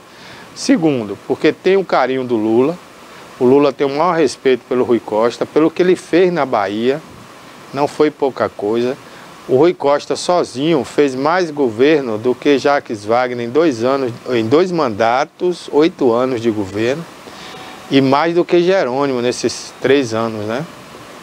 Então o Rui Costa trabalhou muito, e se ele se candidatasse para a presidência da República e mostrasse tudo que ele fez na Bahia, eu tenho certeza que ele seria eleito. Tenho certeza disso. Ele é um nome bom, é um cara, né? Apesar que quando ele começou aqui na Bahia, muita gente não dava atenção para Rui Costa, não. Achava que ele não ganharia as eleições. E ele deu um show, né? Foram 8 anos aí bem trabalhados aqui na Bahia. A prova disso que tem obras que ele deixou aí que ainda não foram inauguradas. Aqui mesmo tem a rodovia Ilhéus Itabuna, que ainda não terminou, né? A estrada até que já está pronta. Mas faltam as obras de arte, que são as pontes. E esse governo está muito lento, já era para ter terminado. Tem a rodoviária de Salvador, que ele deixou bem adiantada as obras, o projeto ali, é um modal, né? Que ali passa o metrô, VLT, BRT. Então vai ser lá no bairro de Águas Claras, uma região que vai ser bem servida ali agora. E pode escrever aí, vai ser um boom imobiliário aquele local ali, Águas Claras, vai crescer muito, como cresceu a região ali do Iguatemi, né? Não sei se você é dessa época, eu era criança, morava lá, quando foi feita a rodoviária ali e o shopping Iguatemi, não existia mais nada ali em torno. Era um ermo, é muito deserto aquela região. E hoje é aquele caos que está ali do trânsito, viaduto para todo lado, né? Prédios, a região mais nobre de Salvador se encontra ali hoje. Então ali já ficou saturado com a rodoviária, né? E pensando nisso, o Rui Costa tirou a rodoviária, o projeto lá para Águas Claras. Já era para ter sido inaugurada, mas o governador Jerônimo está muito lento, a passos de cágado. Mas é isso, né? Talvez até o final do governo ele inaugure, até porque lá é uma PPP. E a empresa que vai investir ainda mais na rodoviária do que já investiu, está dependendo só das obras do Estado para poder inaugurar e tirar o dinheiro, né, que está investido ali. Então eu acredito que até final do governo o Jerônimo consiga inaugurar. Bom, fora isso tem inúmeras outras obras, né, que o Rui Costa aí agora está acelerando o Jerônimo para ver se ele corre, para ver se ele consegue entregar. Entregou, se não me engano, um colégio recentemente, acho que semana passada, né? Então o Rui Costa ele trabalhou muito pela Bahia. E se ele mostrar isso em rede nacional, ele vai convencer muita gente aí. Mas, infelizmente, ele vai ter que se candidatar aqui na Bahia. Né? Então ele não vai poder ser candidato a nível nacional agora. Pode ser que fique para outra oportunidade. Aí você tem o Haddad e você tem o Mercadante. São dois excelentes nomes, mas como eu disse, o Haddad já foi testado e não foi aprovado. O Mercadante só foi testado para governo de São Paulo, né? Não foi testado ainda a nível nacional. Pode ser que o Lula resolva lançar. Agora o Dino, eu acho que não emplacaria não, até porque é uma figura antipática. Eu não sei como aquele cara conseguiu ser um político lá, aqui no Nordeste, né? Porque ele é muito antipático, ele não tem carisma. Ele não tem nenhum carisma. É uma figura broxona, né? Feia, antipático. Eu não sei não. Pelo menos meu voto ele não teria. Então eu acho que precisa um outro perfil de candidato. Um perfil mais sério, um perfil mais executivo, né? Um perfil mais trabalhador e carismático. Assim como é o Lula. Tem que ter um carisma como tem o Lula. Senão não ganha não, viu? A coisa está complicada. E com essa palhaçada que o Supremo Tribunal Federal está fazendo com o pessoal da direita, isso está acirrando mais os ânimos da turma da direita, dos bolsonaristas, e eles estão empenhados mesmo para ganhar a eleição. E não sei não, as pesquisas estão mostrando aí que a coisa não está tão fácil como se pensa não, viu? Mas vamos para frente, né? Tem muito chão pela frente ainda, daqui para lá, tem tempo para o PT se articular melhor. O Lula parece que resolveu consertar o governo dele. Parece que lançam hoje ou amanhã, né, um novo slogan aí do governo, uma nova agenda e vai para cima aí, né, para ver se recupera aí seu prestígio que anda meio abalado, né? É isso aí. Enquanto isso aqui na Bahia, gente, as eleições prometem também muita disputa. Inclusive o Zé Carlos Aleluia. Você lembra do Zé Carlos Aleluia? Tá sumido ele, né? Mas agora resolveu dar as caras.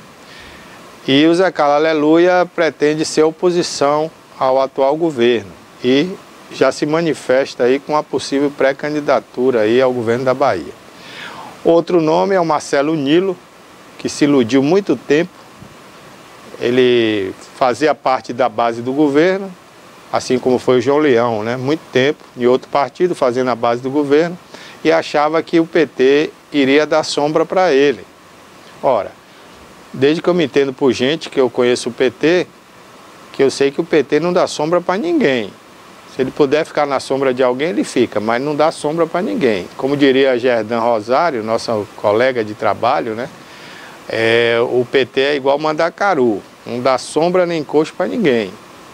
E o Marcelo Nilo foi infantil ao acreditar que o PT iria lançá-lo candidato a governador da Bahia. E aí mordeu a isca do PT, ficou 8 anos esperando, isso não aconteceu, ele se enraivou, saiu da base, brigou com o Rui Costa, brigou com o Wagner e hoje faz oposição ao PT. Não sei se tem cacife para ser governador da Bahia para brigar com a máquina que está aí, que é o PT, né? E do outro lado ele tem também a ACM Neto, não sei. Tem também o Bruno Reis, que se o ACM não sair candidato, talvez o Bruno Reis saia candidato a governador, existe essa possibilidade. Então muita coisa também deve acontecer aqui na Bahia nos próximos meses até o Carnaval, né, quando aí a gente vai conhecer realmente já os pré-candidatos definitivos para governador da Bahia, né? É isso aí. Bom, aqui na cidade, falando agora do quadro local, né, a gente tem aí possíveis candidatos para deputado, né, como o Chico França, que deve sair candidato aí pelo PL, né? Nós temos aí também o Pancadinha, que é atual deputado estadual do Solidariedade, que vai para a reeleição. Tem a mulher do prefeito Augusto Castro, que está bem avaliado, nas últimas pesquisas aí ele passa de 70% de aprovação, né? Então eu acredito que não só por isso, mas pelo conhecimento que ele e a mulher dele têm nas cidades circunvizinhas, onde eles prestaram muitos serviços, né? Ele como deputado e ela como empresa que presta serviço a prefeituras, eles têm aí um domínio muito grande nessas prefeituras e podem conseguir uma eleição muito boa, muito folgada. Um exemplo disso é que na eleição passada de deputado, eles conseguiram dar uma votação esplêndida aí ao Zé Alberto, que não é conhecido nem em Itabuna. Ele teve uma votação espetacular.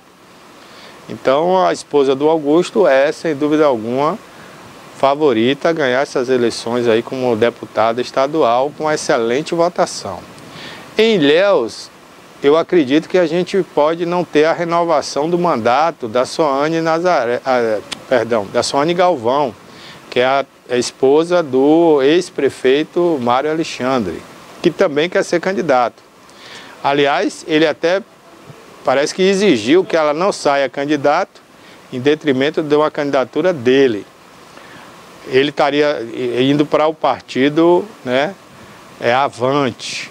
Então a gente não sabe se isso realmente é um fato, né? Se ele vai realmente para o Avante, para que partido ele vai. Não sei se ele ganha, porque ele saiu muito desgastado da prefeitura de Ilhéus, né? Você lembra aí que a Polícia Federal foi na casa dele, na casa do Bento, advogado e ex-secretário lá do município, por suspeitas aí de desvio de verba federal em Ilhéus. E essa investigação ainda não acabou. E parece que a Polícia Federal só trabalha em época de eleição. Porque depois das eleições, fez aquela visita lá na casa dele, apreendeu o computador, apreendeu um monte de coisa e depois parou. Então, é uma polícia de ocasião, né, a Polícia Federal. Nunca mais a gente ouviu falar. Então pode ser que nas outras eleições, daqui a um ano, ela volte a dar algum diagnóstico dessa apreensão e dessa investigação. Mas enfim, eu acho que talvez por isso, pelo desgaste que ele teve aí na prefeitura, ele não consiga se eleger a deputado. Mas tudo é possível, né? Vamos esperar para ver, porque quem elege mesmo é o eleitor, é o povo que está lá, aponta. É esse que decide as eleições. Bom, nosso tempo acabou. Vem aí o quadro agora, né? O Alerta Cidade com o Denilton Santos, tá bom? Já, o Denilton está aqui. E depois tem mais notícia aí para você. E tem a segunda edição do TVI News às 17 horas, ao vivo, hein? Com Joab Paiva. Entretenimento, memória e poesia. Defesa do consumidor. Comportamento. Utilidade pública. Musical. Direitos e inclusão. Tecnologia. Notícias. Política. Opinião. É TV Cabo, é streaming, é YouTube, é Instagram, é Facebook. É o início de um novo caminho. É você seguindo, é você assistindo. Somos a TVI. Há 20 anos contando sua história.